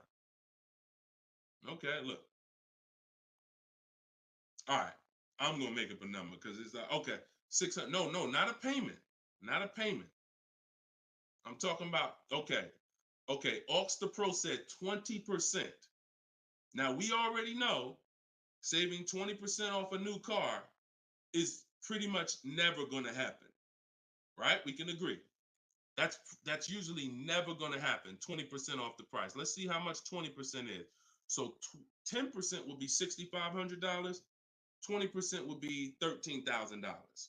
So let's say they knock $13,000, an impossible discount. Someday somehow we do something never been done before. They end up getting this car for $53,000. $53,000. Every $5,000 on a loan is how much per month, y'all? Some of you know, some of you seen my videos, some of you been on the show before.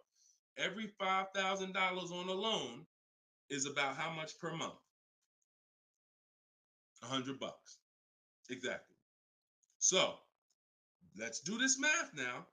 Continuing to drive this point home that there is no way for you to get a great deal when you purchase, but you should have leased. So the same person who just got this unbelievable, never gonna happen discount of 20% off a brand new car, $53,000, what's their car payment?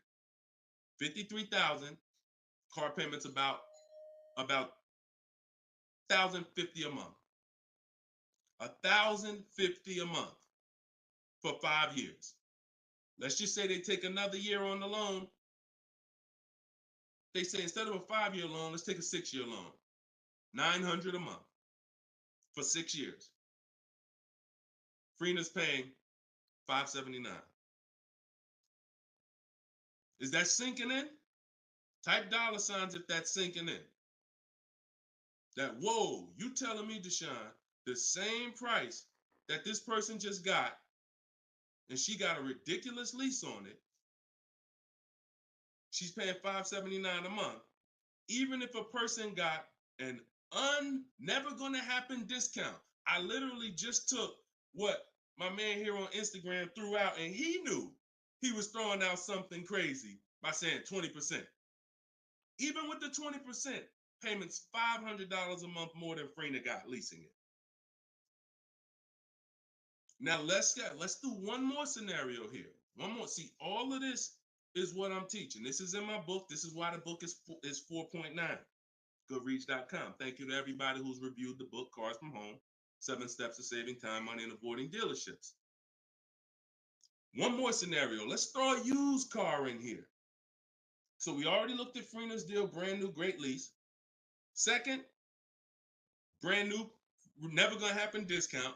Now let's throw a used one in there. Let's say somebody says, you know what? I'm looking for hold on, I want to put that back up, Dolan. Let's keep that up because we're talking about this scenario. So please put Freener's deal back up on the screen, Dolan. Matter of fact, here, I got it right in front of me. All right. So we got third scenario here.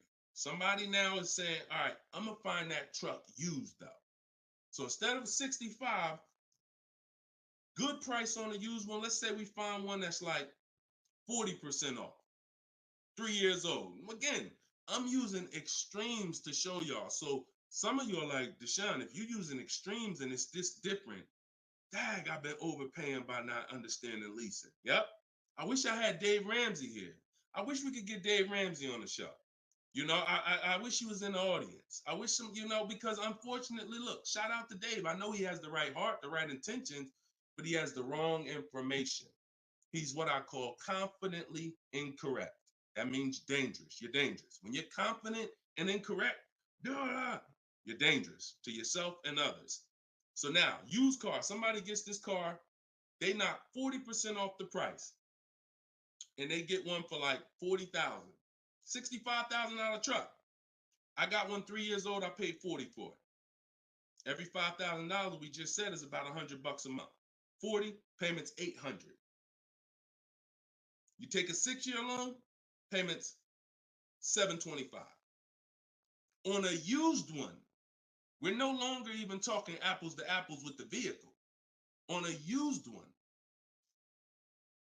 $579 Freener's paying, $725 for a 6-year loan on a used one, 3 years old, 1 year on the warranty left. Then you're on your own. $1,000 a month to buy a brand new one. See, son, you getting mad yet? Are you getting mad yet at the people who taught you not to lease? Now, who should be? Because some of you, if you just tuned in, you might be thinking, oh, Deshone, so should I only lease? No. If you are not keeping your cars 8 years, then you should only lease. Because when you buy, if you keep the car long enough, you can win. Because you're going to pay double what Freener's paying if you buy a brand new one. You're going to pay more on a used one, but eventually you pay off the car, you keep it 8, 10, 12 years. The longer you keep it, you can catch up. You're still not going to, you get what I'm saying? Because Freener's always going to have a payment. If she keeps leasing, she's always going to have a payment. But if you keep buying your cars, trading them in 5 years, trading them in 6 years, trading them in 4 years, you are no way, shape, or form even close to this. You're thousands and thousands of dollars away. There's thousands of dollars more every year coming out of your bank account than someone who understands leasing.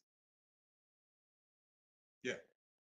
Tell your parents, tell your cousins, tell your brothers, tell your spouse. This is what I've been ranting about for years, trying to get you to understand. That's why I say there's no way to get a great deal if you don't understand. If your deal's on the wrong foundation, no way to get a great deal. It's impossible, no matter how much you save on the car. Okay? So yeah, we go deep on that today. Good. I'm happy we got a chance to go deep. All right. I see a lot of people typing $signs. You understand. All right, Dolan, shoot the next question up. Skinner, I see you on YouTube, man. It's real. It's real. This is what we do, man. I'm glad we gotta look. I'm the bad news first person, so don't think I gotta share the bad news first, and then but I'm also giving you the olive branch to like you can change this. You can start doing things different. You can start shopping different. You can learn how to make these people big. So go ahead, shoot the next question up, Dolan. Let's keep them coming. We're Thursday. We're live right now, y'all. So if you just jumped on the show, this is our live 12 p.m. show.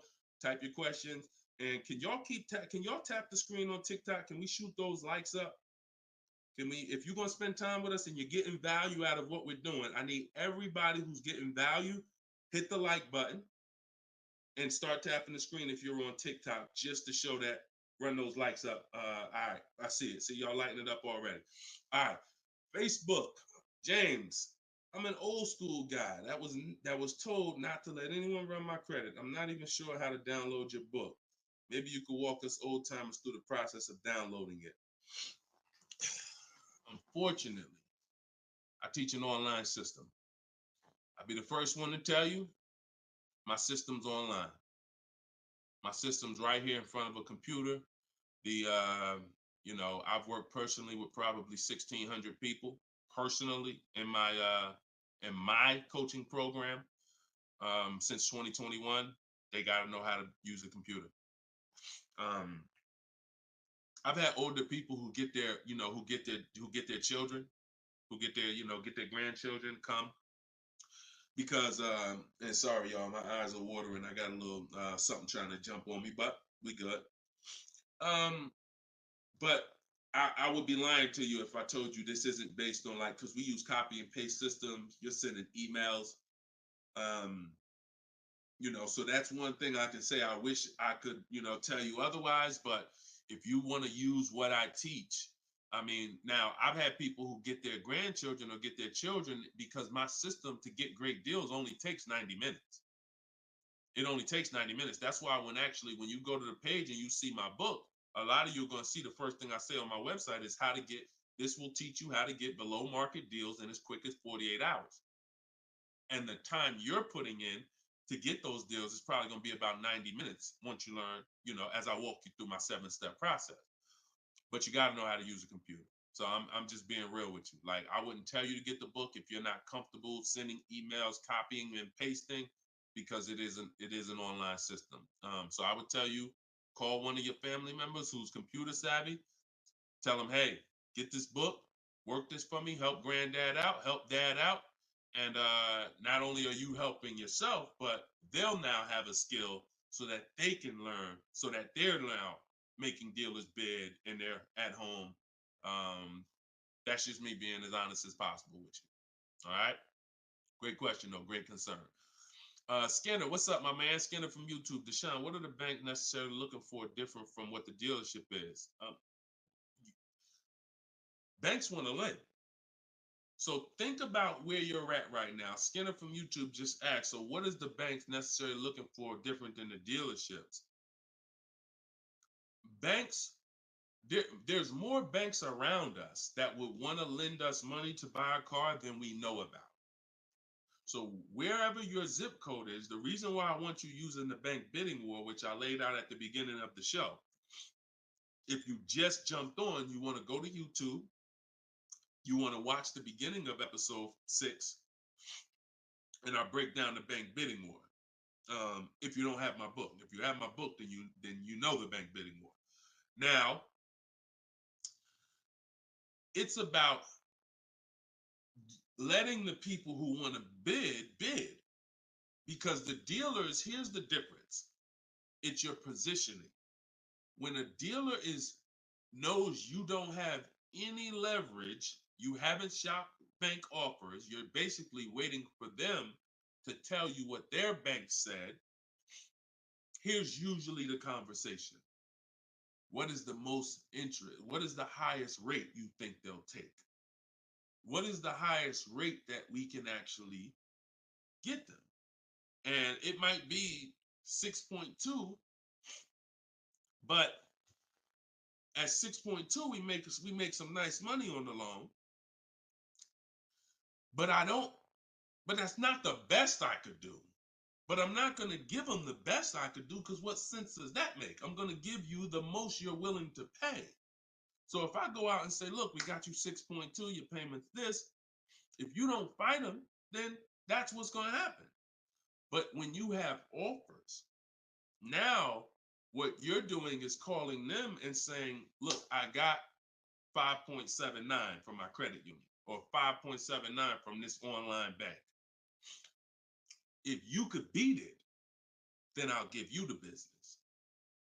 Not only does this make for a good relationship because you're giving them the opportunity versus saying, oh, I'm not letting you get the opportunity. This person has 7, 10 banks. You give them an opportunity, and this is how you guarantee the best rate. So it's not about they're looking for anything different. It's about positioning yourself so that the dealer is now trying to beat the rate you got versus what I just laid out 60 seconds ago when you don't have a rate in the conversation they're having. Leverage. Leverage. All right, that's the difference. One gives you major leverage to guarantee you're getting the best offer. One, you have no leverage, and so there's no guarantee. And you'll always drive wondering, man, could I have gotten a lower interest rate? That'll always be in the back of your mind. So we want to eliminate that. All right, great question, Skinner. Go ahead, Dolan. Next one. I don't see too many questions coming in on Instagram.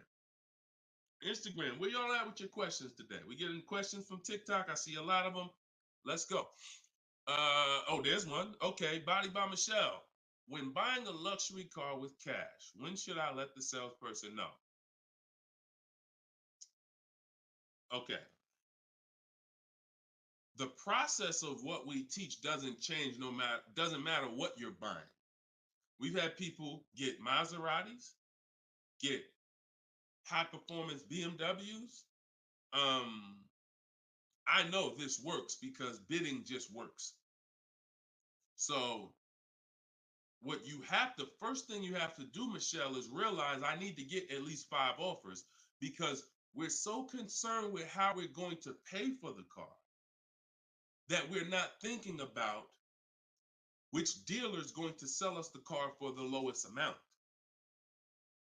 Now, some of you may have been taught every dealer has the same price.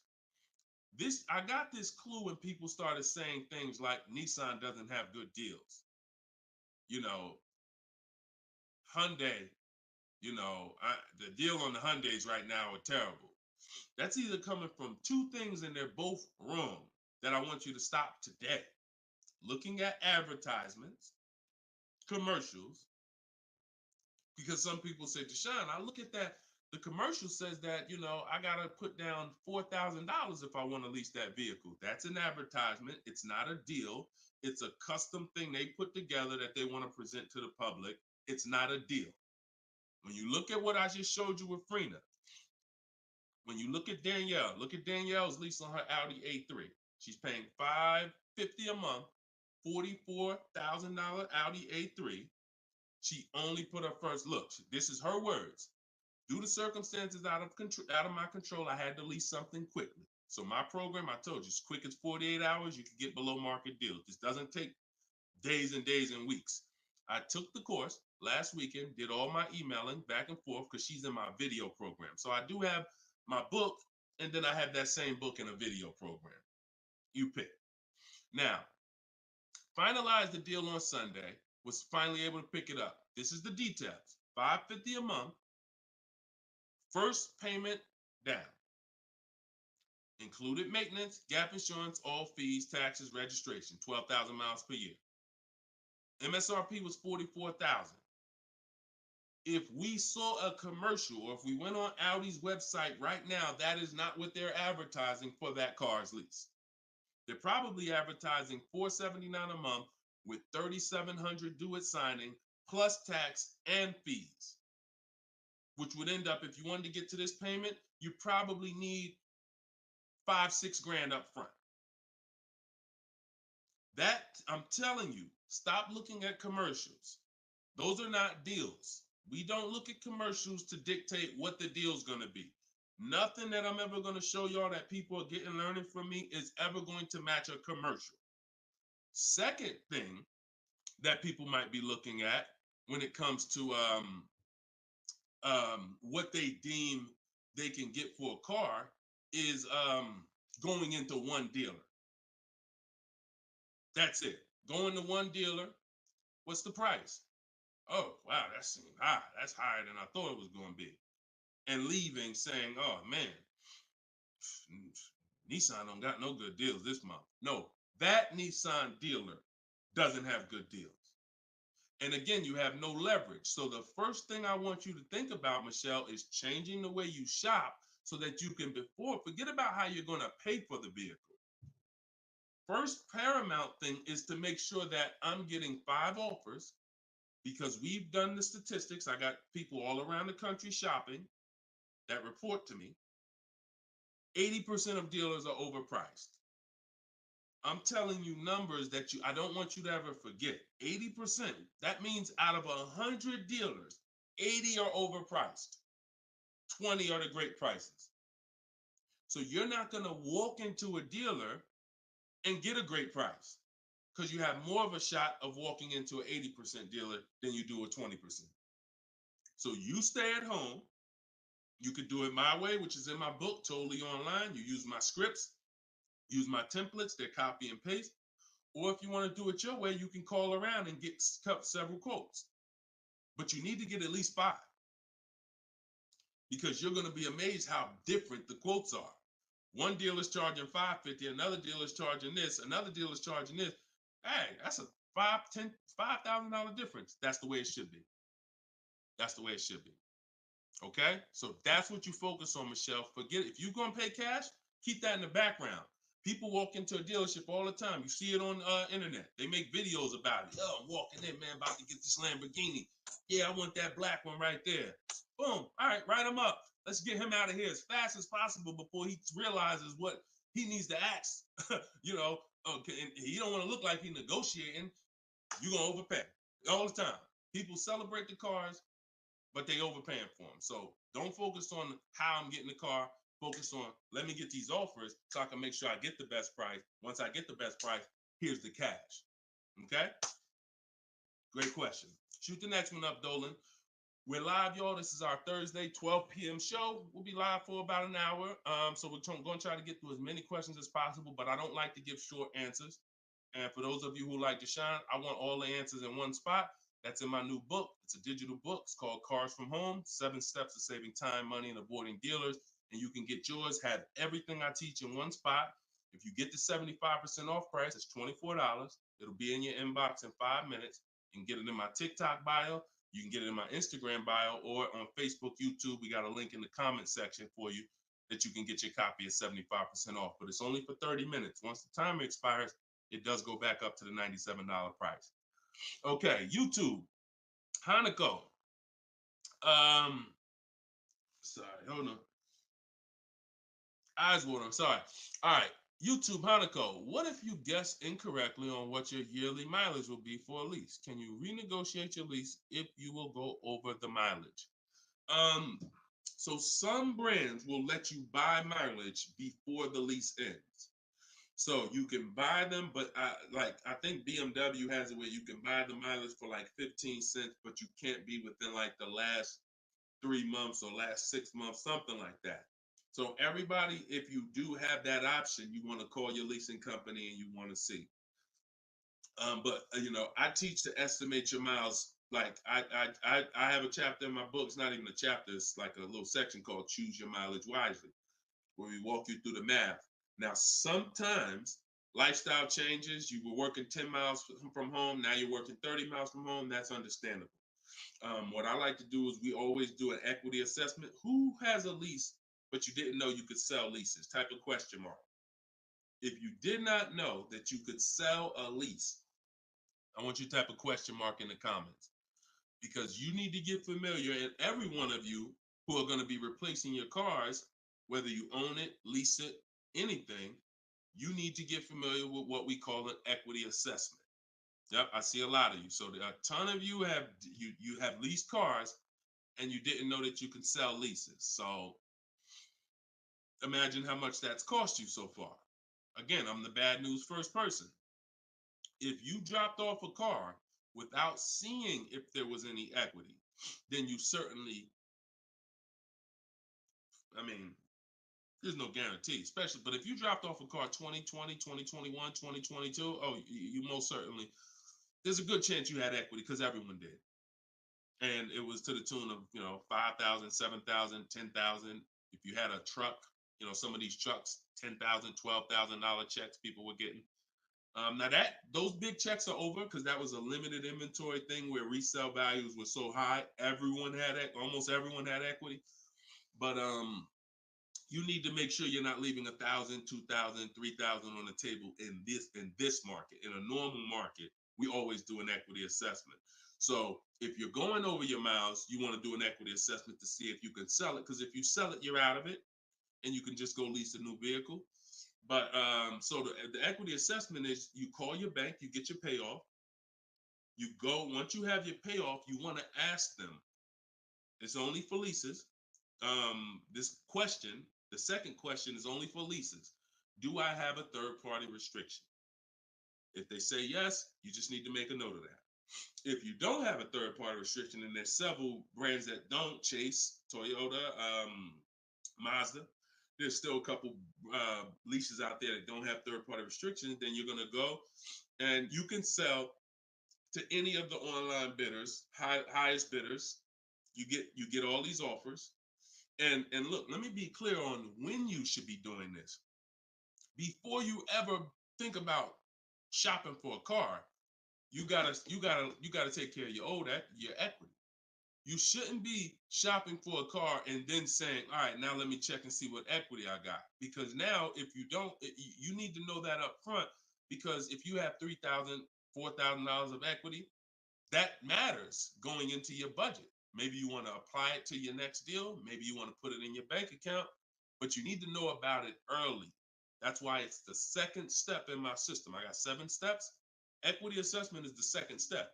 As soon as you think about getting a new car, your first question should be buy or lease.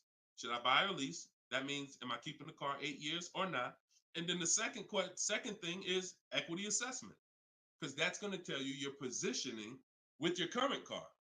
So once you get your payoff, you go to the Carvana, CarMax, Driveway, and you look, you do what you want. I would not suggest you be lazy in this. This takes 20, 25 minutes, and this is your money. So you go to those websites, CarMax, Carvana, Driveway, Kelly's Blue Book Instant Cash Offer, hold on, AutoNation Sell My Car, and Car Google Sell My Car. 6 offers. 6 cash offers, and that's going to tell you your equity position. That's once you know that, because some of you are going to do that and find out you got negative equity. Now you have to plan accordingly. Some of you are going to do that and find out you got 4,000 of equity. Now you got to plan accordingly. Some of you in leases are going to do that and find out you have no equity, in which case, okay, I just need to wait until my lease is up. I can't get out early. But so the equity assessment tells you how you can move to the next step. Okay? So that's what you focus on. That's what you focus on at this particular step. Okay? Go ahead, shoot the next question up, Dolan. All right, we're getting a lot more. I'm gonna try to go faster, but go ahead, shoot the next one up, Dolan. This one's Instagram. That's my man that I said I ain't want to butcher your name. Might even be a woman, so I'm not even gonna try to pronounce the name, but my lease is up in 6 months. I would like to lease again. Is my current lease going to hurt me when trading it in? Equity assessment. I'm glad you asked that. Equity assessment. That's the game. That's the game. See, those are the questions that gets answered with the equity assessment. Is my lease going to hurt me or help me? Do the equity assessment, and you'll know. Now, if you have a third-party restriction, then we can't sell direct to these online buyers. We have to sell to a local car dealer of the same brand. So I have a script in my book where I walk you through talking to used car managers so that you can actually sell your car locally to them. You're selling a 2 or 3 year old car, usually good mileage for most. We need to sell that car to a local used car dealer, but we are still getting bids. We're not walking in. This is what a lot of people did. You may have did it. Man, I got a third-party restriction. I'm going to just walk into the dealer. hey, yeah, look, I know I got equity. You don't realize how you're making it hard for someone to even help you because you don't know how much equity you got, and now you're coming in and you're not really saying what you know. When you're at home and you're talking to managers, you're talking to people and getting offers for that car, you can speak intelligently. And we only talk to used car managers in those cases. But that's only if you have a third party restriction, because some people, another thing they were doing is buying their cars and then turning around and reselling them. Reason I never do that is because, and nobody who's listened to me, even throughout the pandemic, I don't think we had one person do that, is because when you buy, you pay taxes, you pay fees. So yeah, if I had 5,000 in equity and then I buy the car and resell it and then I pay 4,000 in taxes and fees, by the time the title gets to me and all of that, I might break even. When we sell direct to a used car manager, a local dealership, we don't pay those fees. So although they might not pay, they're not going to pay as much as CarMax, Driveway, and any of these online bidders, we still get offers from them because we don't have to. They're not going to pay those fees. We're not. Those fees aren't going to come out of our profit. Okay. Equity assessment. Again, D. I'm gonna just call you D. Go ahead. Next question, Dolan. Exactly. Exactly. Auto advisor. Equity assessment. How'd you come up with the auto advisor? That's so funny. I'm just not used to seeing, I'm not used to seeing anything that says the auto advisor unless it's there's a lot of Deshone the Auto Advisor accounts going around inboxing people to buy crypto. I don't do anything but car education. So if it ain't about Cars from Home, my book, if it ain't about Cars from Home, my video library, it ain't about my coaching program, then it is not me. Stephanie from TikTok. So you can ask any lender, even if they don't work with them directly at the dealership? Absolutely. These people lend money. They don't care about selling you a car. People that lend money want to give you a loan. Good question. Absolutely. Go ahead. Shoot the next one up, Dolan. All right. Everybody getting value out of the show so far? Type dollar signs. Let me see the dollar signs. If you're enjoying and you're getting value out of this show, by the way, for those of you who just came, this is live. This is our Thursday live show. We rebroadcast these shows throughout the day, so that everyone can rewatch them. So you might see a rebroadcast, but Monday, Tuesday, Thursday, and Friday, 12 p.m. and 3 p.m. is when we're actually live. So when your coworkers, your family is talking about car shop, you want them here 12 p.m., 3 p.m. We're actually live Monday, Tuesday, Thursday, and Friday, Eastern time. All right. This one's from Instagram. How do you get a great lease deal? Bids. It's the only way. Because all right, so I'm gonna give you an example of how not getting bids will actually deceive you, and you could possibly think you got a great lease deal. So this is Charles. He got a Palisade. Palisade's probably one of the top 5. Definitely throughout the pandemic, it was probably top 5 most popular, SUVs. People were overpaying, and I don't want to, I don't, you might have one, and unfortunately, a lot of people overpaid for these, and they're still overpaying for them. So he reached out to 3,500 dealers. Now he used my system. So this probably took him about 25 minutes. I have something in my book. My strategy is called the 25 to 5. What that is we're connecting with 25 dealers online. And our goal is to get 5 offers. Because if you want to show earlier, I told you 80% of dealers are overpriced. So we're going to get 5 offers, and they're going to be about $150 to $200 apart minimum. Your best offer when you get bids is going to be about $150 per month to $200 a month cheaper. Now, if you're purchasing, hold on.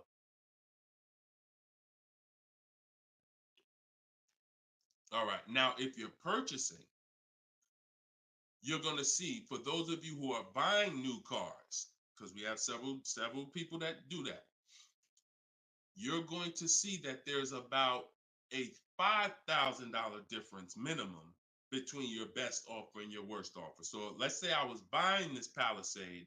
When I get my bids, my best offer to my worst offer is going to be close to $5,000 difference. That's when you know you're doing it right. because we get below market car deals. Some people get market value car deals. Some people pay above market value car deals. Depends on the skills they have. So he got bids. He did this, used my system.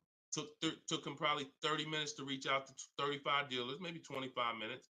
And he got 10 quotes. Offers range from 1.23 to 1.66. Now, that's what that's what I'm telling you. The 1.26 lease that he ended up getting a 1.23 because we always send a counter offer. I have a calculator in my book where you put it in. We must send a calculator. We must send a calculator. We must send a counter offer. So he ended up closing the deal at 1.23, all online. Never spoke to the dealer until he was ready to lock up the deal. But see the difference, 1.23 to 1.66. That means he's looking at offers. His best offer was $597 on a $48,000 Hyundai Palisade. His worst offer at 1.66, that same 1.66 divided into 48,500. Hold on. 1.66 times 48,500 would be about 700, 900, call it $800. So he's getting offers. That's when you know you've done it right. So to answer your question, Tobo, how do you get great lease deals? Bids. It's the only way. It's the only way. So his best offer is $597. The worst offer he saw out of all of them, he got 10 of them, was $800. Same vehicle. 80% of dealers are overpriced. Okay? Must get bids if you want to get deals like this. Only way. All right? Shoot the next one up. Now, look, hold on real quick. I want to say one more quick thing. Until you get bids and you have enough bids, you might think you got the best deal, but you just don't know what the best deal is. See, you're going off your gut. If you're going off your gut, look at Kimberly. Kimberly saved $20,000 on her Maserati. It's a $91,000 vehicle. She posted, the one she ended up getting was 91 because a dealer near her ended up beating this offer she had, but it was an $86,961 Maserati. They offered it to her for $66,261. So they're taking 20 grand off. But she had offers that were 10 grand off. She had offers that was 12 grand and 8 grand. And if she would have tried to assume, well, dang, 8,000, that feels good. I mean, shoot, brand new Maserati, taking 8,000 off. That gotta be a deal.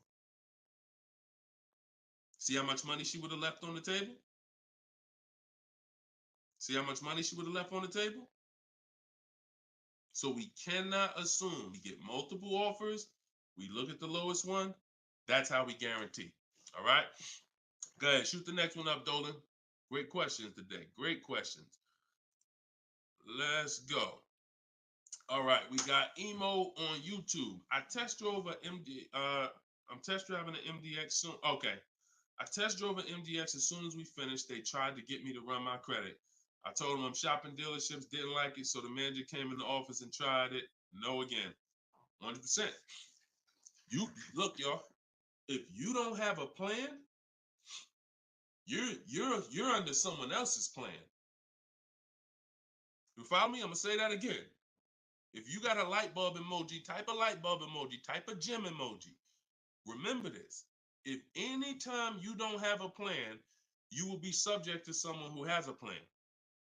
And there's nobody that has a plan like car salespeople. We know what we're doing. We are not trained in much. We're not trained in finance like we should be. We're not trained in buying versus leasing like we should be. We're not trained in resale values like we should be. We're not trained in insurance products like we should be. There's more insurances to consider with a car than there is a house.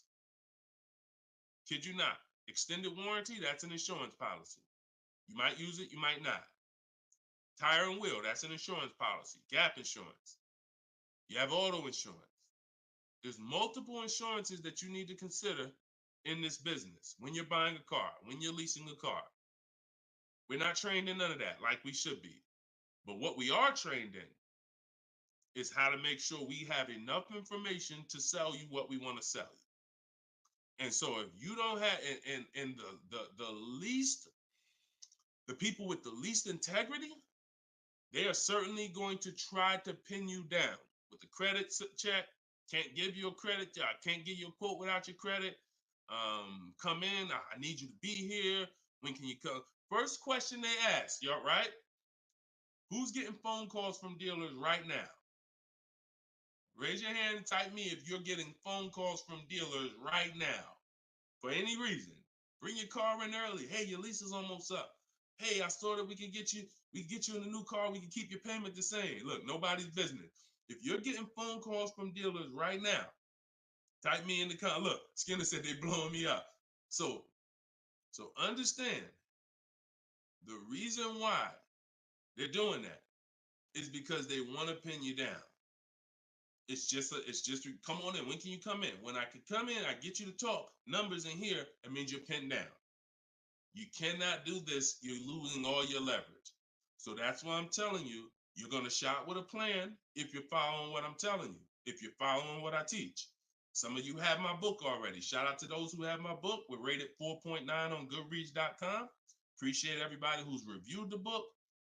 You can get yours for 75% off. It's normally $97, but in my TikTok bio, 30 minutes only, you can get it for 75% off. Instagram bio is $24 if you get the deal in the comment section. But you must have a plan because they have a plan and you don't know who you're dealing with. So that's all I can tell you. But I'm glad you stuck to the guns. Even under the pressure, you didn't let them run your credit. You stuck to the guns. Way to go. All right, go ahead, Dolan.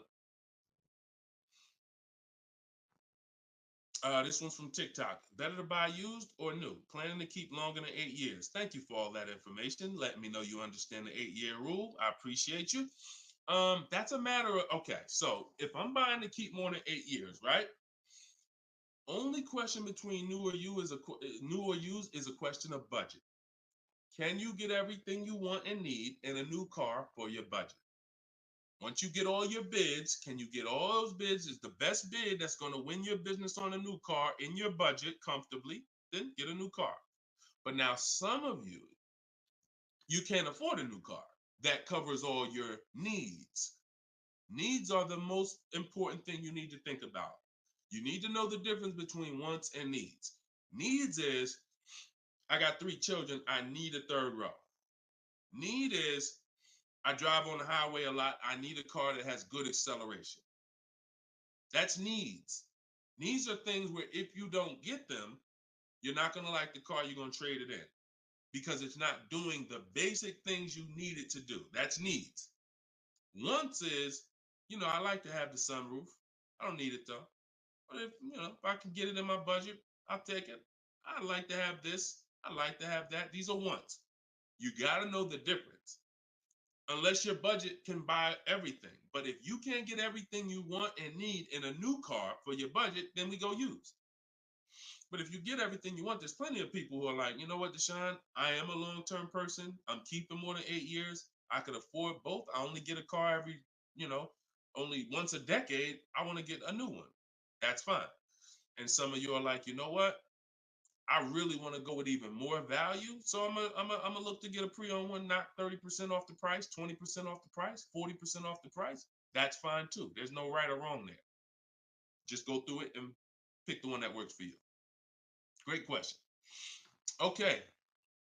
And now I have while you putting the next question up, Dolan, my process for shopping for new cars and leases is totally different than the process we teach on shopping for used cars. It's entirely different. One is called the 25 to 5, where we're reaching out to 25 dealers online, connecting with them, looking to get 5 offers. The other one is the multiple marketplace strategy, where we're on all the online marketplaces where used cars are, and we're narrowing down. We're looking at the used car market, the low prices. We're turning on alerts on our phone so we get notified whenever there's a new car that pops up. Totally different process. Both are online, But with a used car, we cannot do 100% of our transaction online. Sometimes with new cars, we've had people who never left their house. They just went to test drive the car and everything was done online and the dealer delivered the car to them. That's fine because it's a new car. No one drove it. With a used car, we must test drive. So we can only do about 90% of our process with used cars online. 10% has to be in the dealer. Okay. Miss Dollface on Instagram. When is the best time of the month to purchase a car? There is no best time. And I'm going to tell you why. I know you probably, what's the time that you've been taught? I want to hear from you. Like, go to your keyboard right now. What is the time that you've been taught is best during the month to buy a car? And we got a bunch of people on here, a bunch of different people. Tell me the time that you've been taught is the best time to buy. And then I'm going to tell you why that's not the best time. Right? And I know what everybody's going to say. We all going to say the same thing because we were all taught. Well, now I can't say we, because I was in the business. Exactly, HBD, end of the month. Sharice said November. Tothi on Instagram, end of the month. Look, Skinner, around the holidays. So your answer, Skinner, was about the same as Sharice. November, coming into the holidays. Now, I want you to picture any other business because what I'm trying to get you to see is that you are taught, programmed to shop for cars different than you shop for everything else in life. Everything else in life. Because if you had a business where every single time at the end of the month, just dozens and dozens of people just came into your store because that's what the marketing did.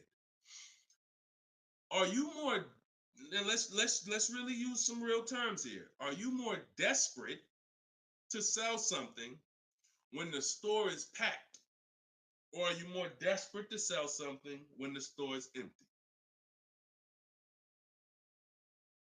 See, I want to tell you a story. If I could get you to continue to keep these stories in mind, it'll answer your questions. Now, obviously, everything's in my book. Some of you have my book and you understand all of this is laid out for you. But even as you're listening, I want you to grasp concepts that you're going to see. Are you more desperate to sell something when the place is, exactly, Toothy, when the place is empty? Place is empty. If I got a store and I haven't opened up that register all day long, it's daggone 5 p.m. I haven't seen one customer. I'm desperate. But if the store is packed, man, I ain't thinking, what are we giving deals for? You know what I'm saying? What are we giving deals for? The place is packed. We're not desperate. So the marketing is great. The marketing makes you think, oh, end of the month, we're getting the best deals here. There's clowns up here. They got daggone balloons. They got the guy outside with the arms blowing.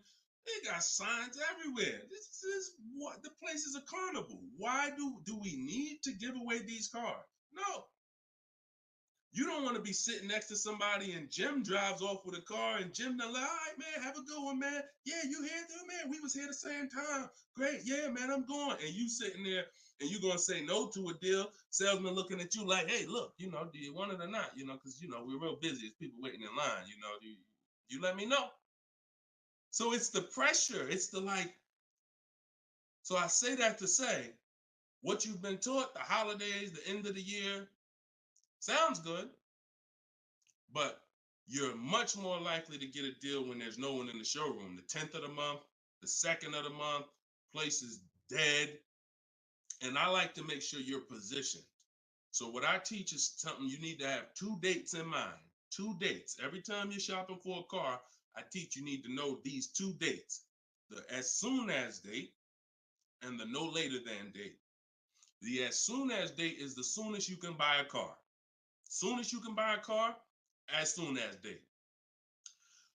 You're not in the market until your as soon as date is today. Step 5 in my process, my 7-step process is in the market, getting offers. I can buy something today. That's my as soon as date. My no later than date is my deadline. Now you have to know these 2 because the time in between is your leverage. So let's just say my as soon as date is today. I can start looking at offers. But my no later than date, I got 2 months. 2 months. I need to have a car by this time, 2 months from now. That's my deadline.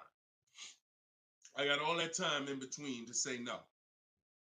I got all that time in between that. When I'm contacting dealers, when I'm looking at inventory, I can look at trends. I can see are the prices dropping.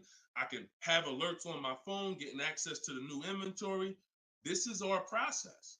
So some of you are like, Deshone, I need a car in a week. Well, you still have a as soon as date and a no later than date. 3 days, soon as date, no later than, doesn't matter.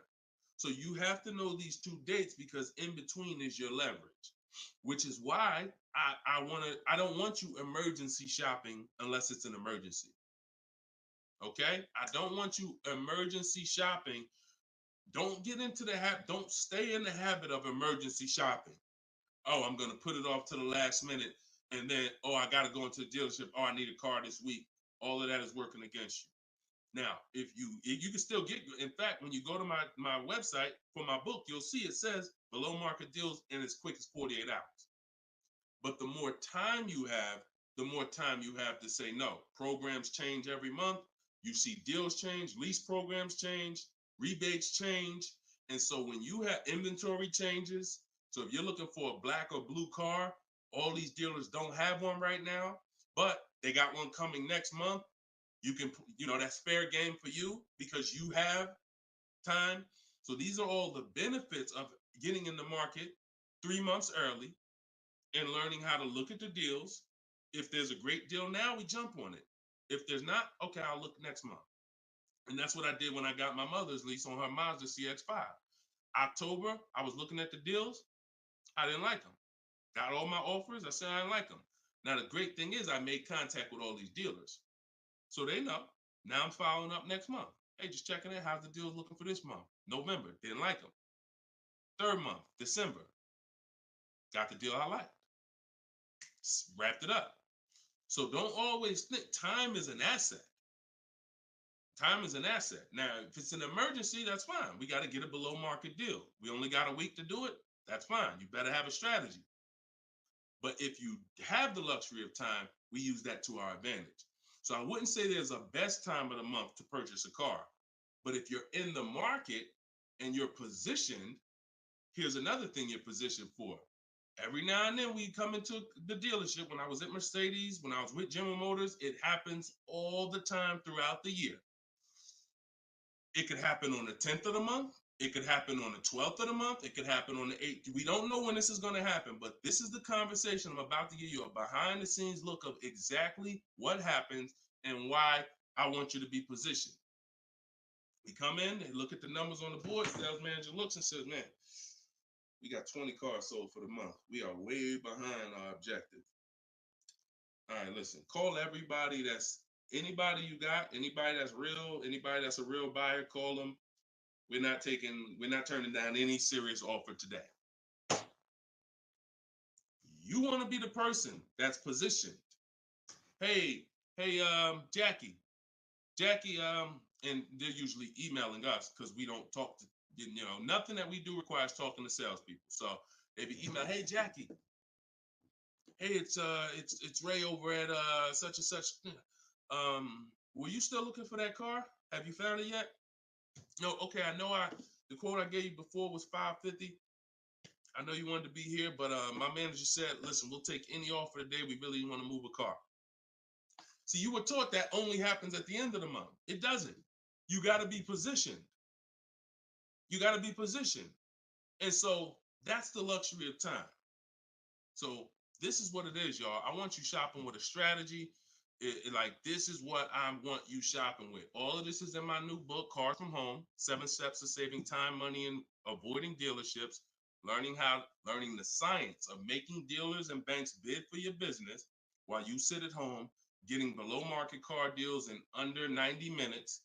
And you can get your copy for 75% off in my TikTok bio, in my Instagram bio, or you can click in the comment section on YouTube and Facebook. We got a comment pinned for you guys. Or if you're watching us on TV, you can scan that QR code with your phone.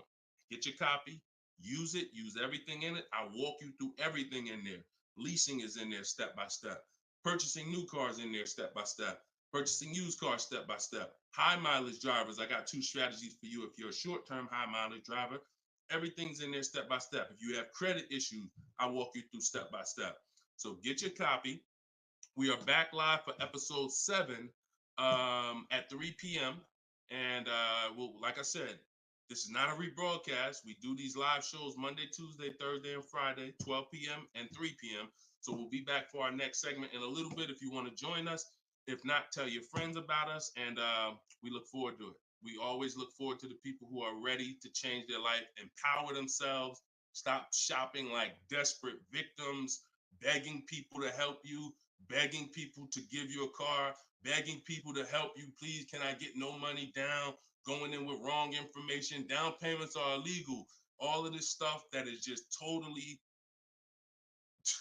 terrible. It's no other way to put it. It's just terrible. I want y'all shopping different. I want you empowered. I want you in control. I want you leaving a dealership guaranteeing I got the best price. Sending me email, Deshone, look at this deal I just got.